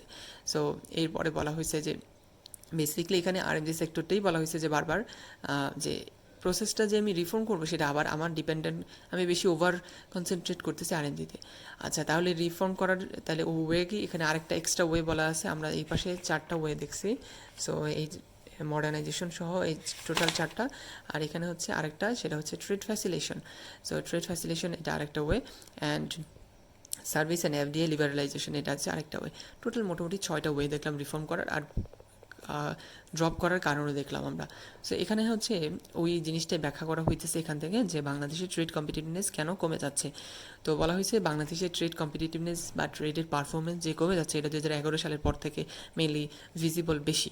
সো এটা হচ্ছে ভিজিবল বেশি কীভাবে ধরা হয়েছে এটা, যে আমার কান্ট্রি যেসব যে বলা হয়েছে the countries trade activity remains heavily dependent focus on goods, মানে আমি যে ট্রেড করি সেটা মেনলি হচ্ছে প্রোডাক্ট, কোনো প্রোডাক্ট এক্সপোর্ট করা বা প্রোডাক্ট, আমি হচ্ছে প্রোডাক্ট ট্রেড করি। আমার কান্ট্রির ফোকাসটা আসলে প্রোডাক্ট ট্রেড করা। তো আমি যে প্রোডাক্টটা ট্রেড করার মাধ্যমে আমার কান্ট্রির গ্রোথটা ধরতাম এতদিন, কোন প্রোডাক্টগুলো, সেগুলো হচ্ছে ম্যানুফ্যাকচারিং এক্সপোর্ট, মানে আমি ম্যানুফ্যাকচারিং করে এক্সপোর্ট করি ওই প্রোডাক্টগুলো, ঠিক আছে, ওই প্রোডাক্টগুলো আমি ট্রেড করতাম, আমি নিজে ম্যানুফ্যাকচারিং করে এক্সপোর্ট করি। তো ম্যানুফ্যাকচারিং এক্সপোর্ট। আরেকটা হচ্ছে এমপ্লয়মেন্ট জেনারেশন, মানে আমি এই দুইটা ওয়েতে হচ্ছে ট্রেড করতাম। সো দেখা যাচ্ছে the contribution of manufacturing export, যেটা আমি ম্যানুফ্যাকচারিং করে এক্সপোর্ট করতাম to growth has been decreasing over the last 5 years. So আমি যে প্রোডাক্টটা বা যে গুড ম্যানুফ্যাকচারিং গুড যেটা এক্সপোর্ট করতাম সেই গুডটা হচ্ছে আমার গত 5 বছর ধরে হচ্ছে ডিক্রিজিং হইতেছে। তাহলে আমি ভালো করব কোন দিক দিয়ে, আমি যে স্পেসিফিক যে প্রোডাক্টগুলো আমি এক্সপোর্ট করতাম সেই প্রোডাক্টগুলোর এক্সপোর্ট বা ট্রেডের পারফরমেন্স গত 5 বছর ধরেই কম, তাহলে তার আমার অন্য কোনো ওয়ে নাই, কারণ আমি ট্রেড করতাম আসলে এই গুডগুলো, এই প্রোডাক্টগুলো। সো এই প্রোডাক্টগুলো গত 5 বছর থেকে দেখা গেছে এগুলোর হচ্ছে পারফরমেন্স লো। সো এটা দেখা গেল। এরপরে বলা হয়েছে যদিও আমি সার্ভিস যে এক্সপোর্ট করি সেই সার্ভিস থেকে বর্তমানে ভালো গ্রোথ হচ্ছে, যে all the service contributed more than 50% of gross value added and 40% of employment. So আমি প্রোডাক্ট যেগুলো এক্সপোর্ট করতাম সেগুলোর আসলে পারফরমেন্স কমে যাচ্ছে, আর অন্যদিকে দেখা যাচ্ছে সার্ভিস যেগুলো সেগুলো ভালো কন্ট্রিবিউশন করতেছে। তো এটা হচ্ছে সিনারিও শুরু হলো বাংলাদেশের, যে বাংলাদেশের কম্পিটিটিভনেস ইরোড হওয়ার কীভাবে যাচ্ছে 2011 সালের পর থেকে। এরপরে বলা হয়েছে আমি অনেক কিছু হচ্ছে যে exports are concentrated on RMG sector, আমি যা কিছু এক্সপোর্ট করি তার মধ্যে সবচেয়ে বেশি কনসেন্ট্রেশন দিচ্ছি আমি এক্সপোর্ট সেটা হচ্ছে আরএমজি সেক্টরে, যেটা কিনা যদি একটা সমীক্ষা দেখা আছে যে 2022 সালে মার্চেন্ডাইজ এক্সপোর্ট যত করছি তার 84%ই ছিল আরএমজি সেক্টর। আবার বলি যে 2022 সালে যা আমি এক্সপোর্ট করছি যেসব প্রোডাক্টস তার মধ্যে 84% প্রোডাক্টসই ছিল আরএমজি। তার মানে বোঝা যাচ্ছে আমার অন্য কোনো সেক্টর ডেভেলপ হয় নাই, মানে 16%-এর মতন আমার কান্ট্রির রেস্ট অফ দ্য প্রোডাক্টস মাত্র 16% এটা এক্সপোর্ট করছি, আর 84% এক্সপোর্ট করছি হচ্ছে আরএমজি। সো এটা বলছে যে কমে যাওয়ার অন্যতম আরেকটা কারণ হচ্ছে আমি বেশি কনসেন্ট্রেশন করে ফেলছি আরএমজি সেক্টরের প্রতি। এরপর বলেছে যে imports are diversified but the share of capital goods is declining, মানে আমি অনেক দেশ থেকে অনেক প্রোডাক্ট ইম্পোর্ট করি সো ইম্পোর্ট আর ডাইভার্সিফাইড, কিন্তু যা কিছু ইম্পোর্ট করি তার মাঝখানে the share of capital goods are declining. Capital goods কোনগুলো? মেশিনারি, ইকুইপমেন্ট, এগুলো আমি কম ইম্পোর্ট করি। আমি অনেক কিছু অনেক দেশ থেকে ইম্পোর্ট করি, কিন্তু ক্যাপিটাল গুডস যেগুলো ইম্পোর্ট করা উচিত আমি সেগুলো কম করি। এখন ক্যাপিটাল গুডস অলরেডি বললাম যে মেশিনারি, ইকুইপমেন্ট, এখন এগুলো কম ইম্পোর্ট করলে আসলে অসুবিধা কোথায়? অসুবিধা হচ্ছে মেশিনারি আর ইকুইপমেন্ট এগুলো আসলে প্রোডাকশনের কাজে লাগে। সো আমি প্রোডাকশনের কাজে লাগে এমন ইকুইপমেন্ট যখন আমি ইম্পোর্ট করতেছি না, তো আমি প্রোডাকশন বাড়াবো কোন দিক দিয়ে? বা আমি প্রোডাকশনের জন্য নতুন সেক্টর কীভাবে বানাবো? আমি তো প্রোডাকশনের কোনো ম্যাটেরিয়ালসই ইম্পোর্ট করতেছি না। তো এখানে শুধু ক্যাপিটাল গুডসের কথা বলে নাই, এখানে ক্যাপিটাল, এই যে the share of capital goods and intermediate goods, মানে ক্যাপিটাল গুডস এবং ইন্টারমিডিয়েট গুডস এই যে হ্যাজ ডিক্রিজিং। ক্যাপিটাল গুডস এবং ইন্টারমিডিয়েট গুডস এই দুইটাই হচ্ছে পার্সেন্টেজ কমে যাচ্ছে ইম্পোর্ট করা। এখন এই দুইটা কীভাবে রিলেটেড? আগেই বলেছি ক্যাপিটাল গুডস তো হচ্ছে মেশিনারি, ইকুইপমেন্ট এগুলো, আর ইন্টারমিডিয়েট গুডস কি? যেগুলো হচ্ছে আমি আবার প্রসেস করে আবার কোনো একটা প্রোডাক্ট তৈরি করি। তো আমি প্রসেস করে র মেটেরিয়ালস প্রসেস করে যখন ইকুইপমেন্ট দিয়ে একটা প্রোডাকশন করতে পারবো তখনই আমি এক্সপোর্ট করতে পারবো। কিন্তু আমি যা কিছু আমি হচ্ছে ইম্পোর্ট করতেছি তার মধ্যে ক্যাপিটাল গুডস কম, সো আমার হচ্ছে প্রোডাকশনের কোনো সেক্টর তৈরি করা পসিবল হচ্ছে না, এক্সপোর্টও হচ্ছে না। এরপরে 87 পেজে বলা হয়েছে, সো 87 পেজে যেটা বলা হয়েছে সেটা হচ্ছে যে আমার যে রেমিটেন্স, আমার যে, আর অন্যভাবে যদি বলি যে যে the risk of foreign exchange earnings, কি ব্যাপারটা হচ্ছে remittance has mean partly mitigated the risk of foreign exchange earnings. So আমার যে ফরেন এক্সচেঞ্জ, আমি তো আসলে ফরেন এক্সপোর্ট করি না কোনো কিছু। সো ফরেন এক্সপোর্ট যদি আমি কোনো প্রোডাক্ট না করি তাহলে আমার ফরেন এক্সপোর্টের যে আর্নিংস সেটা থাকবে না। তো ওই যে যদি ফরেন এক্সচেঞ্জের বা ফরেন এক্সপোর্টের আর্নিংস যদি না থাকে তাহলে কিন্তু আমার আমার কিন্তু কান্ট্রির হচ্ছে যদি বলি ফরেন কারেন্সির যে রিজার্ভ সেটার জন্য রিস্ক। আমার হচ্ছে ফরেন কারেন্সি থেকে যদি আমি ইম্পোর্ট কোনো আর্নিংস না করি সেটা আমার জন্য একটা রিস্ক। সেই রিস্কটা মিটিগেট কমায় দিচ্ছে কীভাবে? রিমিটেন্সের টাকা দিয়ে। এখন আর ইজিলি বলি যে আমার ফরেন এক্সপোর্ট করে আমি যে আর্নিংসটা পেতাম সেটা তো আমি বর্তমানে কম হচ্ছে, কারণ আমি এক্সপোর্ট সেক্টরকে বেশি ডেভেলপ করতে পারি না, অন্য কোনো বেশি খুব ভালো এক্সপোর্ট আমি করতে পারতেছি না, বা আমার হচ্ছে আর্নিংসটা যেটা হয়তো ফরেন এক্সপোর্টের সেরকম কোনো সেক্টর না আরএমজি ছাড়া। তো আরএমজি এক্সপোর্টেরও ক্ষেত্রে বর্তমান অবস্থা খারাপ। সো আমার যে ফরেন আর্নিংসটা যে হচ্ছে না সেটার তো একটা রিস্ক ছিল, সেটা কমে গেছে কেন? রেমিটেন্সের আর্নিংসটা থাকার কারণে। সো এটা বাংলাদেশের জন্য একটা বেনিফিট, কারণ বাংলাদেশের কান্ট্রিগুলোর মধ্যে ইন্ডিয়া অথবা হচ্ছে পাকিস্তান এইসব কান্ট্রিগুলো প্রচুর পরিমাণে মানুষ বাইরের দেশে অন্য কান্ট্রিতে কাজ করতে চায়, যেটা কিন্তু অন্য কান্ট্রি, ফরেন কান্ট্রির ক্ষেত্রে এরকম হয় না যে অন্যান্য ফরেন কান্ট্রির মানুষ অন্য দেশে গিয়ে এরকম করে হচ্ছে আর্নিংসটা করে। সো আমাদের দেশে এরকম, আমাদের ইন্ডিয়া, পাকিস্তান, তো ভারত, সো এইসব কান্ট্রির হচ্ছে মানুষগুলো অন্য কান্ট্রিতে যায়, কাজ করে, ওই টাকা আবার তাদের নিজের দেশে ফেরত পাঠায়। সো এটা হচ্ছে ফরেন আর্নিংস এরকমভাবে হয়। তো এখানে বলা হয়েছে যে আসলে আমাদের যে এটা কিন্তু সিনারিও বলছে, হ্যাঁ, এই পার্টটা হচ্ছে সিনারিও এক প্রকার, এবং কজ দুইটা মিলানো। সো সিনারিও হচ্ছে আমার যে ফরেন আর্নিংস হচ্ছে না সেটা আমি আসলে মিটিগেট বা ধামাচাপা দিচ্ছি হচ্ছে রেমিটেন্সের টাকা পাওয়ার কারণে। এটা হচ্ছে একটা কারণ, এই জন্য এক প্রকার পায়ের উপর পা তুলে হচ্ছে চলতেছে আপাতত। সো এটা হচ্ছে একটা কারণ। তারপর বলা হয়েছে যে বাংলাদেশ এক্সপোর্ট সুপারস্টার, মানে হচ্ছে বাংলাদেশের এমন কোনো সেক্টর, এক্সপোর্ট সুপারস্টার বলতে এমন কোনো সেক্টর বা ইন্ডাস্ট্রি অথবা ফার্ম যারা কিনা খুব এক্সপোর্টের ক্ষেত্রে খুব ভালো কন্ট্রিবিউট করে। তো এটা বলা হয়েছে Bangladesh lack such export superstar, এসব ইন্ডাস্ট্রি নাই আদার দেন গার্মেন্টস, মানে গার্মেন্টস ছাড়া এক্সপোর্টের ক্ষেত্রে বা ফরেন আর্নিংসের ক্ষেত্রে খুব ভালো আমাদের হচ্ছে কন্ট্রিবিউট করে ফরেন আর্নিংসের জন্য এমন কোনো সেক্টর নাই গার্মেন্টস ছাড়া। সো এটা হচ্ছে বাংলাদেশের সিনারিও। এরপরে বলা হয়েছে যে the survival of new entrance is relatively low, বাংলাদেশের যারা নতুন এক্সপোর্টার আছে তাদের সার্ভাইভালের জন্য কোনো ফ্যাসিলিটি নাই বা তেমন বেশি সুযোগ সুবিধা নাই, যেমন তারা ফাইন্যান্স পায় না, তারা হচ্ছে গভর্নমেন্টের কোনো ফ্যাসিলিটি তেমন কিছু পায় না, এবং হচ্ছে এক্সট্রা কস্ট, দেন হচ্ছে হ্যারাসমেন্ট বেশি। সো এই হচ্ছে অবস্থা। সো এটা থেকে বের হইতে হলে আমাকে কি করতে হবে? প্রথমে হচ্ছে অন্য কোনো এক্সপোর্ট সুপারস্টার ক্রিয়েট করতে হবে গার্মেন্ট ছাড়া। পাশাপাশি যদি আমি নিউ এন্ট্রেন্স এর সার্ভাইভাল রেট বাড়াতে চাই তাহলে আমার হচ্ছে পলিসি অ্যাকশন লাগবে। তো আমার যদি সার্ভাইভাল রেট হচ্ছে নিউ এন্ট্রেন্সদের বাড়াতে হয় তাহলে আমাকে হচ্ছে কিছু পলিসি লাগবে। সো এটা পরের পেজে লেখা আছে, 88 পেজে লেখা আছে যে আমাদের পলিসি অ্যাকশন হিসেবে ট্যারিফ আমাকে কমাইতে হবে, আমার হচ্ছে ডিউটি ড্রব্যাক্সগুলো সরাইতে হবে, যেটা অন ইম্পোর্টেড ম্যাটেরিয়ালস, ইম্পোর্ট করতে গেলে আমার যে ড্রব্যাক্সগুলো আছে ডিউটির ক্ষেত্রে সেগুলো সরাইতে হবে। তারপর বলা হয়েছে ইমপ্রুভমেন্ট ইন ফাইন্যান্সিং তাদের জন্য ভালো করতে হবে, reduction in credit constraints for small exporting firms. So small যে এক্সপোর্টিং ফার্মস আছে তাদের যাতে ঋণ নিতে সুবিধা হয় এমন কিছু পলিসি আনতে হবে। So this are the policies for making ensure that news মানে সার্ভাইভাল অফ নিউ এন্ট্রেন্টস। সো এরপরে বলা হচ্ছে বাংলাদেশের সিনারিও আরেকটা, সেটা হচ্ছে গ্লোবাল ভ্যালু চেইনে বাংলাদেশের কি কতটুকু কন্ট্রিবিউশন। সো বলা হয়েছে গ্লোবাল ভ্যালু চেইন বলতে কি বোঝায় সেটা বলি, যে একটা ফাইনাল প্রোডাক্ট অথবা একটা ধরা গেলাম একটা ফোন, যদি আমি ফাইনাল প্রোডাক্ট হিসেবে ধরি, এই ফাইনাল প্রোডাক্টটা ফোনটা তৈরি করতে আমি কোন কোন কান্ট্রি এই প্রোডাকশনের ক্ষেত্রে ফাইনাল প্রোডাক্টটা তৈরির ক্ষেত্রে কন্ট্রিবিউট করতেছে। আর আরেকটু বড় করে যদি বলি, একটা গাড়ি তৈরি করতে অনেক কান্ট্রি কিন্তু হচ্ছে কন্ট্রিবিউট করে। কেউ কোনো কান্ট্রি হচ্ছে বেটার মেশিন তৈরি করতে পারে বা ইঞ্জিন তৈরি করতে পারে, কোনো কান্ট্রি বডি তৈরি করতে পারে। তো একটা কান্ট্রি আসলে সব কিছু তৈরি করে না, একটা গাড়ির পার্টসের দেখা গেছে নানান কান্ট্রি নানানভাবে হচ্ছে তাদের এক্সপার্টিস আছে একটা পার্টিকুলার পার্ট তৈরি করতে। তো যখন একটা কান্ট্রি থেকে একটা পার্ট নিলাম, আরেকটা কান্ট্রিতে আরেকটা পার্ট নিলাম এবং সব কিছু মিলে একটা জায়গায় অ্যাসেম্বল করলাম এবং একটা ফাইনাল প্রোডাক্ট হলো। অর্থাৎ একটা ফাইনাল প্রোডাক্ট তৈরি করতে গেলে যখন অনেক কান্ট্রি কন্ট্রিবিউট করতেছে, সো ওইটাকে বলে গ্লোবাল ভ্যালু চেইন, এবং তখন ইন্টারন্যাশনালি অনেক কান্ট্রি কন্ট্রিবিউট করে। সো ওইটাই বলা হয়েছে গ্লোবাল ভ্যালু চেইনে বাংলাদেশের কি পার্সপেক্টিভ বা বাংলাদেশের কি পার্টিসিপেশন আছে। তো বলা হয়েছে বাংলাদেশের পার্টিসিপেশন আসছে, যেমন একটা হচ্ছে সে প্রচুর পরিমাণে ইম্পোর্ট করে, ঠিক আছে। যেমন একটা গাড়ি তৈরি করতে গেলে যে সে ধরলাম চায়নাতে অ্যাসেম্বল হলো, কিন্তু সেই প্রোডাক্টগুলো কোনো না কোনো কান্ট্রি থেকে তো ইম্পোর্ট করছে। তো ওই ইম্পোর্ট যেসব কান্ট্রিগুলো থেকে করছে তারা কিন্তু ভ্যালু চেইনেরই একটা অংশ ছিল। সো ওইটাই মিন করছে যে আমি বাংলাদেশ অনেক পরিমাণে ইম্পোর্ট করে, সো যারা ইম্পোর্ট যে করতেছে তার কারণেও সে ভ্যালু চেইনে আসে, ঠিক আছে। সো ইম্পোর্ট করে হয়তো বা আমি বাংলাদেশে একটা কোনো প্রোডাক্ট তৈরি করতেছে, সো এইটা বলছে ভ্যালু চেইনে আসে ইম্পোর্ট করার মাধ্যমে।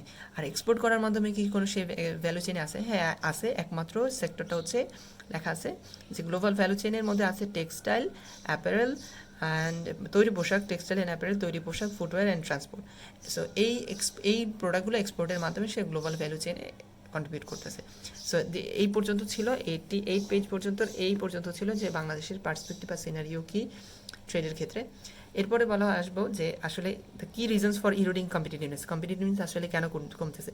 তো আমরা ওই পাশে যেই কারণগুলো দেখছি ওগুলো তো অবভিয়াসলি আছে, যেমন ট্যাক্স বেশি, ট্যারিফ বেশি, আরএমজি সেক্টরের প্রতি বেশি ওভার ডিপেন্ডেন্স আমরা, তারপর দেখলাম হচ্ছে সুপারস্টার কম। সো এগুলো হচ্ছে আমাদের কজ। পাশাপাশি আরও কজ আছে যে বাংলাদেশের হ্যাজ প্রোটেক্টিভ ট্রেড রিজাইম। সো বাংলাদেশের ডোমেস্টিক ফার্মগুলোকে প্রোটেক্ট করার জন্য ইম্পোর্টের উপরে অনেক বেশি ট্যারিফ, পাশাপাশি এক্সপোর্টের প্রতি এক্সপোর্ট অথবা ইম্পোর্ট দুইটার ক্ষেত্রেই ট্যারিফ এবং নন ট্যারিফ ব্যারিয়ার খুবই বেশি ডোমেস্টিক ফার্মকে সেভ করার জন্য। সো এটা বলা হয়েছে যে প্রোটেক্টিভ ট্রেড রিজাইম অনেক অনেক অনেক পরিমাণে বেশি। So that's it. তো এখানে আরেকটু বলা হয়েছে যে অ্যাড ভ্যালোরিয়াম ট্যাক্স তো আছেই, আবার প্যারাটেরিফ যেটা আছে এটা হচ্ছে আরও বেশি। আমার ট্যারিফের বাইরে যেটা দেওয়া হয় আসলে ওইটা প্যারাটেরিফ হিসেবে ধরা যেতে পারে আমাদের হচ্ছে সারচার্জ, ফিজ, যে ডিউটিস অথবা আরও কিছু কোটাস, এরকম কিছু যে আরও রেস্ট্রিকশন, সেটা হচ্ছে প্যারাটেরিফ হিসেবে ধরা যেতে পারে। তো প্যারাটিভ বলা হয়েছে একটা সংখ্যা হিসেবে বলা হয়েছে যে প্যারাটেরিফ যদি বাড়ে তাহলে যে আমার বর্তমান যে ট্যারিফের যে রেট অথবা ট্যারিফের যে পরিমাণ সেটা 6 থেকে 50 পর্যন্ত হবে, 50। সো এটা হচ্ছে একটা রেটের কথা বলছে। সো বাংলাদেশে ট্রেড কম্পিটেন্স করার একটা কারণ দেখলাম এখানে যে প্রোডাক্টিভ ট্রেড ডিজাইন। পরবর্তী যেটা আছে যে আমার দ্য প্রিলিভেন্স অফ প্যারাটেরিফ, মানে হচ্ছে প্রিলিভেন্স মানে ব্যাপকতা অফ প্যারাটেরিফ, মানে আমার কান্ট্রিতে আসলে ট্যারিফের থেকে বেশি হচ্ছে প্যারাটেরিফ, মানে প্যারাটেরিফের রেট আরও বেশি। তো দেখা যাচ্ছে যে এই প্যারাটেরিফের যে এত রেট, যেটা কিনা ইনসেন্টিভাইজ ইম্পোর্ট সাবস্টিটিউশন, যেটা কিনা এমন একটা অবস্থা দাঁড় করাইছে বা উৎসাহিত করে যে এই কান্ট্রিটা এত বেশি প্যারাটেরিফ দিচ্ছে কেন, যে ইম্পোর্ট সাবস্টিটিউশন ইন্ডাস্ট্রিকে করতে হয়। এখন ইম্পোর্ট সাবস্টিটিউশন ইন্ডাস্ট্রি বলতে আমি আগে যেই ইম্পোর্টটা করতাম একটা প্রোডাক্ট বাইরের কান্ট্রি থেকে, ধরলাম হচ্ছে আমি এসি ইম্পোর্ট করতাম অনেক পরিমাণে, তো এসি যখন ইম্পোর্ট করি তখন আমার টাকা বাইরের কান্ট্রিতে চলে যায়। তো বাইরের কান্ট্রিতে চলে যায় সেটা তো আর টাকায় জানে, সেটা ডলারে চলে যায়। তো ফরেন আর্নিংস বা ফরেন কারেন্সির যাতে বাইরের কান্ট্রিতে না চলে যায়, তখন ইম্পোর্ট সাবস্টিটিউশন ইন্ডাস্ট্রি আমি নিজেই করে তুলছি। দ্যাট মিনস আমি যে ইম্পোর্ট করতাম এসিগুলো, সেই এসিগুলো ইম্পোর্ট না করে বরং তো আমি আমার কান্ট্রিতে এসি প্রোডাকশন যারা করে তাদের ক্ষেত্রে আমি বেশি প্রায়োরিটি দিলাম, তাদেরকে বেশি সুযোগ সুবিধা দিলাম, যার ফলে আমার বেশি পরিমাণে আর ইম্পোর্ট করতে হচ্ছে না। ওই ইম্পোর্টের প্রোডাক্টটা আমি নিজের কান্ট্রিতেই প্রডিউস করতেছি, সেটা হচ্ছে ইম্পোর্ট সাবস্টিটিউশন। সো এটা বলছে যে এটা কীভাবে পসিবল, যখন ধরো হচ্ছে আমি যে এসিগুলো ইম্পোর্ট করতাম সেগুলোর প্রাইস আগে ছিল 50,000, এর উপর আমি এত বেশি ট্যারিফ দিছি, এখন সেগুলো প্রায় 70,000 হয়ে গেছে। সো 70,000 এখন কিন্তু হচ্ছে 50,000 প্রোডাক্ট যদি ইম্পোর্ট করি। আর এই ইম্পোর্ট যাতে আমি না করি এই জন্যই তো আমি ট্যারিফ দিলাম। পাশাপাশি আমি কী করলাম, যারা বা আমার কান্ট্রিতে এই এসি প্রোডাকশন করে যেমন ওয়ালটন আছে, তাদেরকে ইনসেন্টিভ দিলাম, তারা প্রোডাকশন বাড়াইলো। তো দেখা গেছে তারা প্রোডাকশন বাড়ানোর কারণে তাদের ওয়ালটনের এসি 40,000 পাচ্ছি। তো এখন মানুষের হাতে, কাস্টমার হাতে দুইটা অপশন, আমি ইম্পোর্ট করে আনতে পারি সেটা 70,000, আর 40,000 আমি নিজের কান্ট্রির প্রোডাক্ট পাই। তো সেটা হচ্ছে এখন এই প্রসেসটাকে বলবো ইম্পোর্ট সাবস্টিটিউশন, যে আমি ইম্পোর্ট করতাম, তার পরিবর্তিতে ইম্পোর্ট এর যে প্রোডাক্ট সেটা আমি বা নিজের কান্ট্রিতে করতেছি, প্রোডাকশন করতেছি। এটা কেন পসিবল হয়েছে, কীভাবে, সেটা হচ্ছে প্যারা ট্যারিফের কারণে, এক্সট্রা ট্যারিফের কারণে। তো বলছে এটাই যে পরিমাণে আমরা ট্যারিফ ধরতেছি সেটা এক প্রকার তৈরি করছে যে ইম্পোর্ট সাবস্টিটিউশন একটা কান্ট্রি, যারা কিনা ইম্পোর্টকে বন্ধ করে নিজেরাই প্রোডাকশন করতে চায়। পাশাপাশি যারা এক্সপোর্ট বায়াস, যে এক্সপোর্টের ক্ষেত্রেই হচ্ছে বায়াসনেস কাজ করে। ক্লিয়ার? তো আমরা দুইটা কারণ দেখলাম, একটা কারণ এখানে দেখলাম, সেটা হচ্ছে একটা প্রোটেক্টিভ ট্রেড ডিজাইন, আরেকটা হচ্ছে প্যারাটেরিফ অনেক বেশি, এর জন্য কম্পিটিটিভনেস কমে যাচ্ছে। এরপরে আছে যে আমাদের কম্পিটিটিভনেস সামনে আরও কমবে যখন গ্রাজুয়েশন ফ্রম এলডিসি থেকে স্ট্যাটাস যখন আমরা বের হয়ে যাব, তখন অনেক বেশি আমাকে কম্পিটিটিভনেস কমে যাবে। এখন এরপরে এখানে আরও কিছু বলা হয়েছে যে আমি যদি আমি এলডিসি থেকে বের হই, তাহলে আমার অসুবিধা কই, যে আমি ইউরোপিয়ান ইউনিয়ন এবং হচ্ছে যে আরও অন্যান্য কান্ট্রি এশিয়ার ছিল, ওইসব কান্ট্রিতে আমি হচ্ছে এন্ট্রি নিতে পারতাম। তো এখন ইউরোপিয়ান ইউনিয়নে এখন তো এলডিসি থেকে বের হলে আমার অনেক অসুবিধা, যেমন ইউরোপিয়ান ইউনিয়নে যদি ঢুকতে চাই তাহলে বাংলাদেশে ট্যারিফ ইনক্রিজ করবে 10%-এর মতন ক্লথিংয়ের উপর। আবার হচ্ছে কানাডা 16 থেকে 18%-এর মতন ট্যারিফ ইম্পোর্ট করবে বাংলাদেশের টপ 10 অথবা 12 প্রোডাক্টসের উপর। আবার হচ্ছে জাপানিজ মার্কেটেও আমি এন্ট্রি করতে গেলে 8-11%-এর মতো বেশি এখন ট্যারিফ দিতে হবে। তো এই ট্যারিফ যদি আমি এলডিসি থেকে যদি বের হয়ে যাই বা স্ট্যাটাস থেকে আমি যদি স্ট্যাটাস পেয়ে যাই, তাহলে আমাকে এক্সট্রা যে কস্টটা হয় সেটা হচ্ছে প্রথমে কম্পিটিটিভনেস কমে যাবে, আর সেকেন্ড হচ্ছে এইসব মার্কেটে আমি যদি ঢুকতে চাই তাহলে আমাকে বেশি পরিমাণে ট্যারিফ দিতে হবে। তো বেশি ট্যারিফ দিতে হলে আমার প্রোডাক্টের প্রাইস বেশি হবে, সো এটা কম্পিটিটিভনেস কমাবে। এরপরে বলা হয়েছে ক্লোথিং সেক্টরটা এফেক্ট করবে, যে অলরেডি আলোচনা করা হয়েছে। এরপরে বলা হয়েছে যে নন tariff barrier significantly exceed trade barriers, মানে ট্রেড ব্যারিয়ার্সের থেকে বর্তমানে বাংলাদেশে নন ট্যারিফ ব্যারিয়ার এত বেশি যে আমার তাতে কম্পিটিটিভনেস কমে যাচ্ছে। আমার প্রোডাক্টের প্রাইস বাইরের কান্ট্রিতে দেখছে এক্সপোর্ট করলে দাম বেশি হয়ে যাচ্ছে, কারণ ট্যারিফ বেশি, এর উপর আবার নন ট্যারিফ ব্যারিয়ার। সো এরপরে আছে ইনসাফিসিয়েন্ট ইন বর্ডার প্রসেসিং প্রসেসটা অনেক টাফ এবং ডিফিকাল্টি। সো এর কারণে আসলে যে আমার কম্পিটিটিভনেস কমে যাচ্ছে, আমার বর্ডার ক্রস করতে অনেক বেশি টাইম লাগছে, আবার হচ্ছে কস্টিংটা ওখানে অনেক বেশি। আর হচ্ছে এই তো মোটামুটি এখানে এই হচ্ছে আমার কজ। শুরু থেকে যদি যাই, কজগুলো হচ্ছে এক প্রকার, প্রথমে যদি বলি যে বাংলাদেশের ট্রেড মানে কমে যাওয়ার একটা সিনারিও হচ্ছে বা কমে যাওয়ার কারণগুলো হচ্ছে, বাংলাদেশে 11 সাল থেকেই আসলে ট্রেড কম্পিটিটিভনেস কমতেছে। প্রথম কারণ যদি ধরতে পারি যে আরএমজি সেক্টরের প্রতি তাদের বেশি কনসেন্ট্রেশন, অন্য কোনো সেক্টর ডেভেলপ করতে পারে নাই। আমরা অনেক কিছু ইম্পোর্ট করতেছি কিন্তু ক্যাপিটাল গুডস ইম্পোর্ট করতেছি না, যার ফলে আমি প্রোডাকশনও যেতে পারছি না, প্রোডাকশন না হলে এক্সপোর্টও হইতেছে না। এরপরে বলা হয়েছে যে রেমিটেন্সের ফরেন এক্সচেঞ্জের যে আর্নিং সেটা এক প্রকার ঢাকা পড়ে গেছে হচ্ছে রেমিটেন্সের টাকার কারণে। বাংলাদেশের এক্সপোর্ট সুপারস্টার নাই, সেটা একটা কজ। এক্সপোর্ট সুপারস্টার না থাকলে হচ্ছে অন্য কোনো সেক্টর থেকে আমি এক্সপোর্ট করতে পারতেছি না, সো আমার কম্পিটিটিভনেস কমতেছে। এরপরে বলা হয়েছে বাংলাদেশের প্রোটেক্টিভ ট্রেড রিজার্ভ অনেক বেশি, এটা একটা কজ, প্রোটেকশন বেশি দিচ্ছে, ট্যারিফ ট্যাক্স এগুলো বেশি ধরা হইতেছে, এটাই এখানে আলোচনা করা হয়েছে। এরপর বলা হয় আরেকটা কারণ হচ্ছে এলডিসি থেকে বের হয়ে গেলে আমি অনেক সুবিধা পাবো না, যার ফলে আমার কম্পিটিটিভনেস কমবে। এরপরে হচ্ছে আমার নন ট্যারিফ ব্যারিয়ার অনেক বেশি, ব্রডার প্রসেসিং কস্ট অনেক বেশি, সো কম্পিটিটিভনেস কমাচ্ছে এগুলো। তো এগুলো থেকে সমাধানের উপায় হচ্ছে এটা, যে আমার প্রথম কাজ হচ্ছে reducing the level of protection, যে আমি প্রচুর পরিমাণে প্রোটেকশন দিচ্ছি ডোমেস্টিক ইন্ডাস্ট্রিকে, এক্সপোর্টের মার্কেটটাকে ধ্বংস করে। সো আমার প্রথম কাজ হচ্ছে এই প্রোটেকশনটাকে কমাইতে হবে। এরপরে হচ্ছে মডার্নাইজ করতে হবে ট্যারিফকে, অলরেডি বলা হয়েছিল। এরপরে হচ্ছে ট্যারিফকে মডার্নাইজ করতে হবে, পাশাপাশি হচ্ছে নন ট্যারিফ ব্যারিয়ারকে আরও কমানো লাগবে, ট্যারিফ ব্যারিয়ার কমানো লাগবে, নন ট্যারিফ ব্যারিয়ার কমানো লাগবে, দুইটা ভিন্ন জিনিস। প্রোটেকশন কমানো, ট্রেড রিজাইম মডার্নাইজ করা বা ট্রেডকে মডার্নাইজ করা, নন ট্যারিফ ব্যারিয়ারকে কমানো, তারপর হচ্ছে এই তো মোটামুটি ওয়ে চ্যাপ্টার এখানে ক্লোজেস। সো এখানে 3টা ওয়ে দেখলাম যে ইমপ্রুভ করার। এক হচ্ছে প্রোডাকশন কমানো, ট্রেড মডার্নাইজেশন করা, নন টেরিফ হচ্ছে লিবারালাইজেশন, নন টেরিফ কমানো। আর ফার্স্ট পেজে আরও কিছু ওয়ে ছিল, সেটা হচ্ছে ট্যারিফ মডার্নাইজেশন, মার্কেট লিবারালাইজেশন। এটা ফার্স্ট পেজ বলতে 84 পেজে ছিল। Trade modernisation, market liberalisation, regional integration, policy action. So এর পাশাপাশি আরেকটা যেটা আমরা নতুন দেখলাম সেটা হচ্ছে প্রোটেকশন কমানো আর নন টেরিফ ব্যারিয়ার কমানো। এই 6টা ওয়েতে ট্রেড রিফর্ম করা যায়। আর কজগুলো মোটামুটি 6টার মতনই ছিল। আমাদের পরের চ্যাপ্টার 4 ট্রেড ফ্যাসিলিটেশন, অর্থাৎ ট্রেডকে রিফর্ম করতে হলে অবশ্যই এটাকে সাহায্য করতে হবে, ফ্যাসিলিটেট করতে হবে। তো আমাকে ট্রেড ফ্যাসিলিটেট করতে হলে প্রথম কাজ হচ্ছে ইনফ্রাস্ট্রাকচার কোয়ালিটিকে ডেভেলপ করতে হবে। খুবই ইজি চ্যাপ্টারটা, যে ইনফ্রাস্ট্রাকচার, প্রথম কাজ হচ্ছে ইনফ্রাস্ট্রাকচার কোয়ালিটি ডেভেলপ করা। আমি আগে পুরো চ্যাপ্টারটা বুঝাই দিই, তারপর বুঝতে ইজি হবে। ইনফ্রাস্ট্রাকচারের ভিতরে অনেক কিছু আছে, বাট আমাদের ট্রেড ফ্যাসিলিটেট করতে হলে প্রথম কাজ হচ্ছে ইনফ্রাস্ট্রাকচারাল কোয়ালিটি ডেভেলপ করা। আমরা যদি আরও যাই, সেকেন্ড কী কাজ করতে হবে, এগুলো ইনফ্রাস্ট্রাকচারের ভেতরেই পড়ে। ইনফ্রাস্ট্রাকচার, এরপরে আমার কাজ হচ্ছে ট্রেডকে রিফর্ম করতে হলে প্রথম কাজ দেখলাম ইনফ্রাস্ট্রাকচার ভালো করতে হবে। এরপরে কাজ হচ্ছে কাস্টমস মডার্নাইজ করতে হবে। সেকেন্ড ওইটা যদি আমি 2 নাম্বার কাজ ধরি, কাস্টমস মডার্নাইজ করতে হবে। 3 নাম্বার কাজ হচ্ছে যে integrated risk based clearance and electronic system, clearance সিস্টেমকে ইলেকট্রনিক করতে হবে।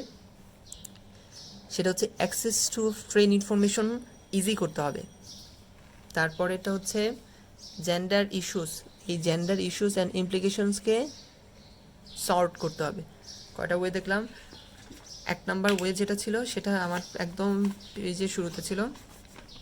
প্রথম কাজ ইনফ্রাস্ট্রাকচার কোয়ালিটি ডেভেলপ করা, ট্রেড ফ্যাসিলিটি মানে ট্রেডকে ভালো করতে হলে ইনফ্রাস্ট্রাকচার কোয়ালিটি ডেভেলপ করতে হবে। সেকেন্ড কাজ ছিল ট্রেড কাস্টমস মডার্নাইজেশন করতে হবে। ক্লিয়ারেন্স সিস্টেম ঠিক করতে হবে। 161 পেজ এটা। সো আমি আবার একটু দেখাই দিই, পেজটা হচ্ছে 160 পেজের সেকেন্ড ওয়ে। আর ফার্স্ট কাজটা আমি আবার একটু দেখাই দিই, কি ট্রেড ফ্যাসিলিটেট করতে 141 পেজে আছে। প্রথম কাজ হচ্ছে ইনফ্রাস্ট্রাকচার কোয়ালিটি ডেভেলপ করা, 160 পেজে আছে। সেকেন্ড কাজ customs modernisation, clearance system electronic করা, অ্যাক্সেস টু ট্রেড ইনফরমেশনকে ইজি করা। কারণ আমি ট্রেড ফ্যাসিলিটেট করতে হলে যারা ট্রেড আমার কান্ট্রিদের সাথে করবে, তারা যদি ইনফরমেশন না পায় যে বা এই দেশের ট্রেডের কী অবস্থা, তাহলে তো আমি ট্রেড ফ্যাসিলিটেট করতে পারবো না কোনোভাবেই। পরের কাজ জেন্ডার ইস্যু, বাংলাদেশে যদি কোনো জেন্ডার ইস্যু থাকে ট্রেডের ক্ষেত্রে, সো সেটাকে সমাধান করা। এর পাশাপাশি 5 নাম্বার কাজ হচ্ছে ইন্টার এজেন্সি কোঅর্ডিনেশন করতে হবে। ইন্টার এজেন্সি কোঅর্ডিনেশন হিসেবে একটা কাজ, সেটা হচ্ছে one stop border post. So এটাকে ভালো করা। সো 5টা ওয়ে দেখলাম, 5টা ওয়ের পরে প্রবাবলি হচ্ছে এই তো আর নাই। 5টা ওয়ের আরেকটা হচ্ছে যদি এটা 6টা ওয়ে করা যায়, যে elimination of non tariff barrier. I hope clear পুরো চ্যাপ্টারে কী করতে হবে। তাহলে আমি আবার শুরুতে যাই। তাহলে আমার চ্যাপ্টারের নামটা ছিল ট্রেড ফ্যাসিলিটেশন। এইটা আমার ট্রেড ফ্যাসিলিটেশন করতে হলে প্রথম কাজ ছিল ইনফ্রাস্ট্রাকচার কোয়ালিটি। আরেকটা জিনিস হচ্ছে এই পুরো চ্যাপ্টারে আমরা যা কিছু আলোচনা করব, বা এই 3টা চ্যাপ্টারে এটার যে ফর্মগুলো আছে বা যে বিভিন্ন ইনফ্রাস্ট্রাকচার বলতে কী বোঝায়, আইসিটি বলতে কী বোঝায়, সো এগুলোর যেই ডেফিনেশনগুলো আছে, আরও কিছু ডেফিনেশন আছে যেগুলো দরকার, সেগুলো হচ্ছে একটা পিডিএফ করে এটার পাশাপাশি দিয়ে দেওয়া হবে। সো ইনফ্রাস্ট্রাকচার কোয়ালিটির মধ্যে আসলে এবার আলোচনা করা যাক কী কী আছে আইসিটি। অ্যান্ড আইসিটি বেনিফিট কি? আইসিটি বেনিফিট অবভিয়াসলি আমরা অলরেডি জানি, তারপরে হচ্ছে যে পিডিএফ দেওয়া হবে সেটার মধ্যে থাকবে। সো আইসিটি বেনিফিট প্রথমে যদি বলি যে আইসিটি দরকার হচ্ছে কেন, যে টেলিকমিউনিকেশন আইসিটির মধ্যে টেলিকমিউনিকেশন সার্ভিস একটা, এটা দরকার যে to economic access to reliable and high quality ICT infrastructure and service for ট্রেডার্সদের জন্য দরকার। কেন? To exchange information or products markets easily, effectively and efficiently. So ট্রেডার্সদের জন্য আইসিটি দরকার। আরও দরকার হচ্ছে কেন, যে by allowing computerize online transport import and export, customize বা কম্পিউটারাইজ ইম্পোর্ট এক্সপোর্টের জন্য আইসিটি দরকার। পাশাপাশি আছে যে ICT provides the opportunity for businesses to sell its products through electronic commerce. So এগুলো আমরা বেসিক জানি অলরেডি, এর পাশাপাশি আমাকে এটা নিয়ে আর একটু ডিটেলসে জানতে হবে যে আইসিটির আর কি বেনিফিট আছে ট্রেডের ক্ষেত্রে, যেটা যদিও পিডিএফে কিছুটা দেওয়া আছে। সো এই হচ্ছে ইনফ্রাস্ট্রাকচারের মধ্যে আসলে কী কী আছে এবার দেখি। আইসিটি আছে, আইসিটির পরে এখানে যদি একটু বেনিফিট আছে আইসিটির পরে আছে ইনফ্রাস্ট্রাকচার হিসেবে ICT, transport and logistics, road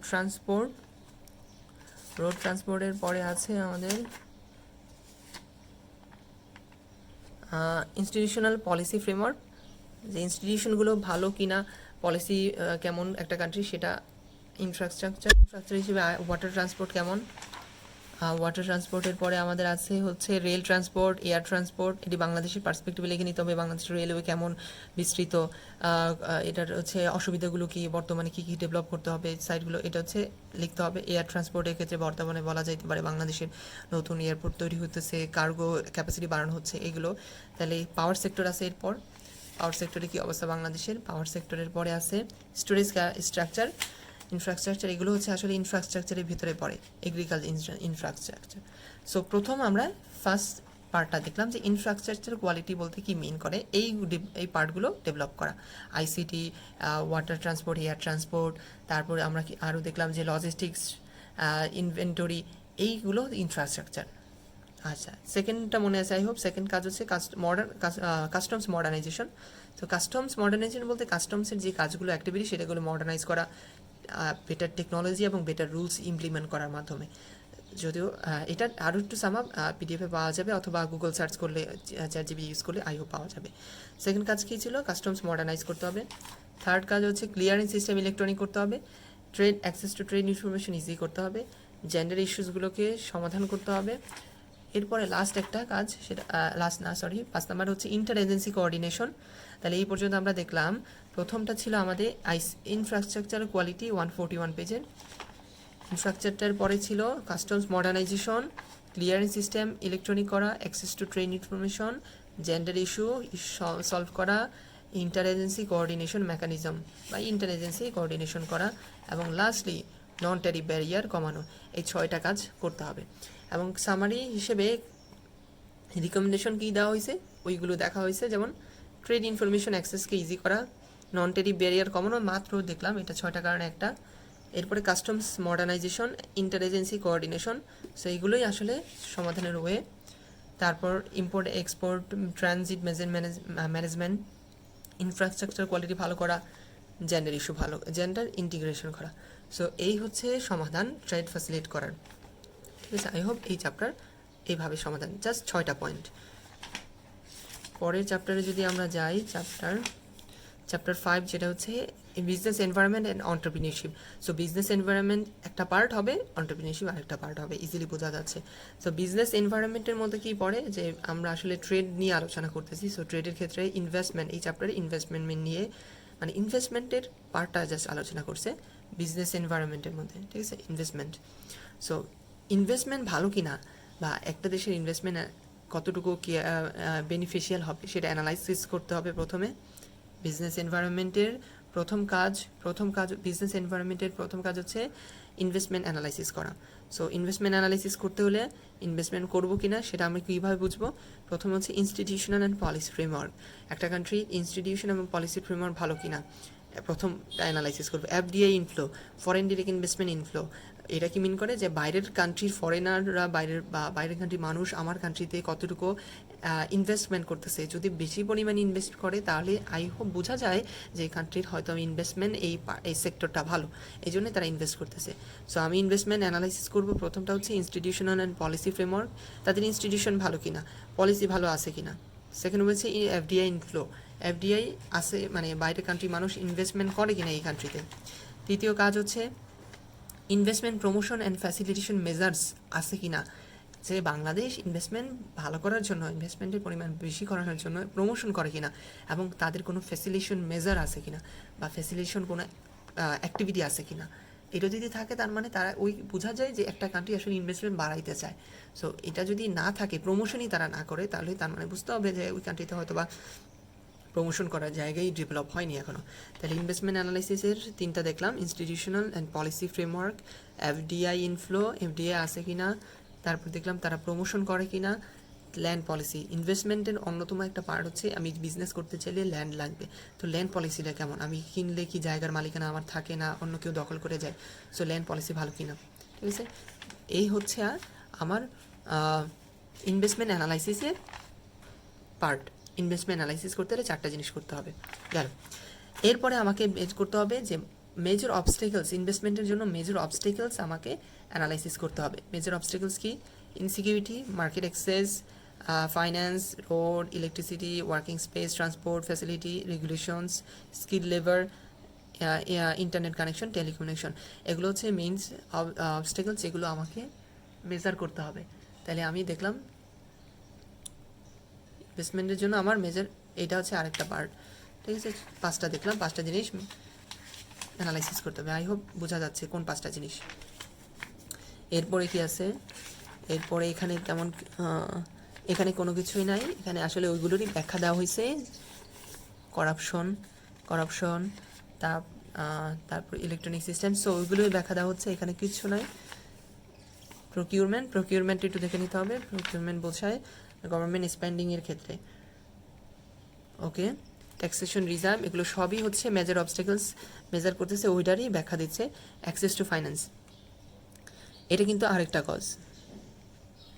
আমি আবার একটু বলি এটা কিভাবে আরেকটা কজ।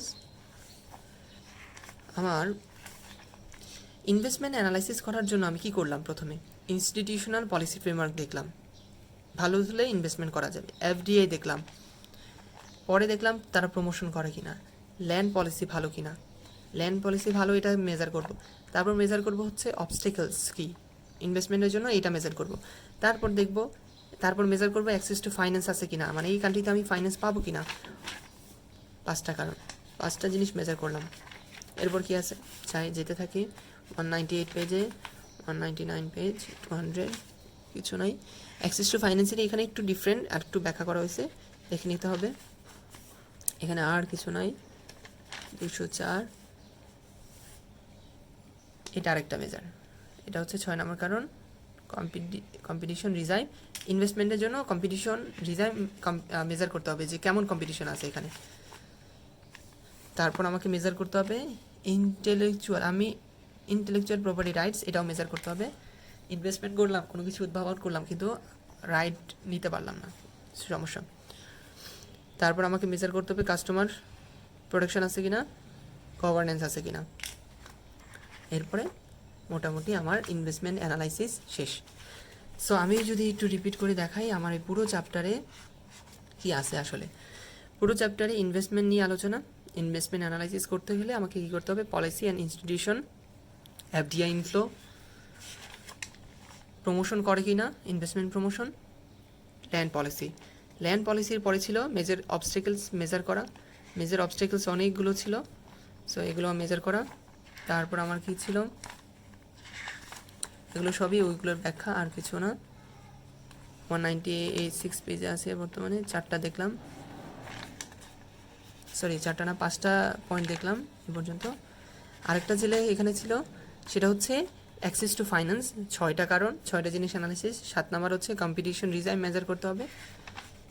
8 নাম্বার হচ্ছে intellectual property rights. 9 number customer protection. 10 number হচ্ছে গভর্নেন্স। এগুলো মেজার করতে হবে। গেল ইনভেস্টমেন্টের পার্টটা। আচ্ছা, আরেকটা হচ্ছে না এটা না, এটা হচ্ছে ওমেন অন্টারপ্রিনিউরশিপ। আরেকটা যে অন্টারপ্রিনিউরশিপের যে পার্টটা ছিল এখান থেকে শুরু হয়েছে আসলে। I hope clear. Business environment একটা পার্ট ছিল, অন্টারপ্রিনিউরশিপ আরেকটা পার্ট ছিল। সো অন্টারপ্রিনিউরশিপে ওমেন অন্টারপ্রিনিউরশিপের উপরে একটা জোর দেওয়া হয়েছে। অন্টারপ্রিনিউরশিপ হিসেবে এইসব এন্টারপ্রাইজ আমরা অলরেডি জানি, মাইক্রো, স্মল, মিডিয়াম। সো এখানে ওই অন্টারপ্রিনিউরশিপ। এবার আসি আসলে চ্যাপ্টারের শেষ। এই চ্যাপ্টারে আর কিছু না, এবার আমরা দেখি আসলে বিজনেস এনভায়রনমেন্ট অ্যান্ড অন্টারপ্রিনিউরশিপ এই চ্যাপ্টার 7-এ কী আলোচনা করা হয়েছে। অলরেডি দেখছি ইনভেস্টমেন্টের জন্য আমাকে ইনভেস্টমেন্ট প্রমোশন করে কিনা এটা দেখতে হবে, ল্যান্ড পলিসি দেখতে হবে। ইনসিকিউরিটি কিন্তু আমার মেজর অবস্টেকলস, ঠিক আছে। সো 1 নাম্বার আমরা ধরতে পারি এটা, 2 ল্যান্ড পলিসি, 3 হচ্ছে অবস্টেকলস কিন্তু এগুলো ছিল ইনসিকিউরিটি, ট্রান্সপোর্ট, এগুলো কিন্তু অবস্টেকলের ভিতরে। সো এগুলো 3 নাম্বার, এগুলো সবই 3 নাম্বারের ভিতরে। অ্যাক্সেস টু পাওয়ার, এগুলো ইনসিকিউরিটি, এগুলো অবস্টেকলস মেজারের মধ্যে ছিল। কনফ্লিক্ট, ট্যাক্সেশন রিজাইম, ওকে। 4 নাম্বার যদি এটা ধরি অ্যাক্সেস টু ফাইন্যান্স, সো এটা ফাইন্যান্সের আন্ডারে আসবে। 5 নাম্বার হচ্ছে competition design, 6 intellectual property rights, 7 customer protection, 8 governance, 9 ধরতে পারি business policy, institution and policy framework যেটা ওইটা 9, কোঅপারেটিভ ডেভেলপমেন্ট 10 ধরতে পারি এটাকে। আর এটা হচ্ছে অন্টারপ্রিনিউরশিপ থেকে শুরু হয়েছে এই পার্টটা, অন্টারপ্রিনিউরশিপ কি, macro micro industrial parks.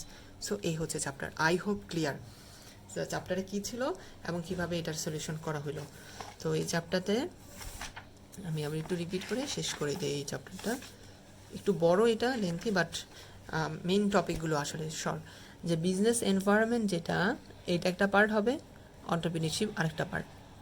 Business এনভায়রনমেন্টের মধ্যে একটা জিনিস শেখানো হয়েছে, সেটা হচ্ছে ইনভেস্টমেন্ট অ্যানালাইসিস কীভাবে করবো, 10টা জিনিসের উপরে ইনভেস্টমেন্ট অ্যানালাইসিস করা হয়েছে, দ্যাটস ইট। আর অন্টারপ্রিনিউরশিপ আই হোপ সবাই বুঝতে পারছে, একটু সময় লাগবে।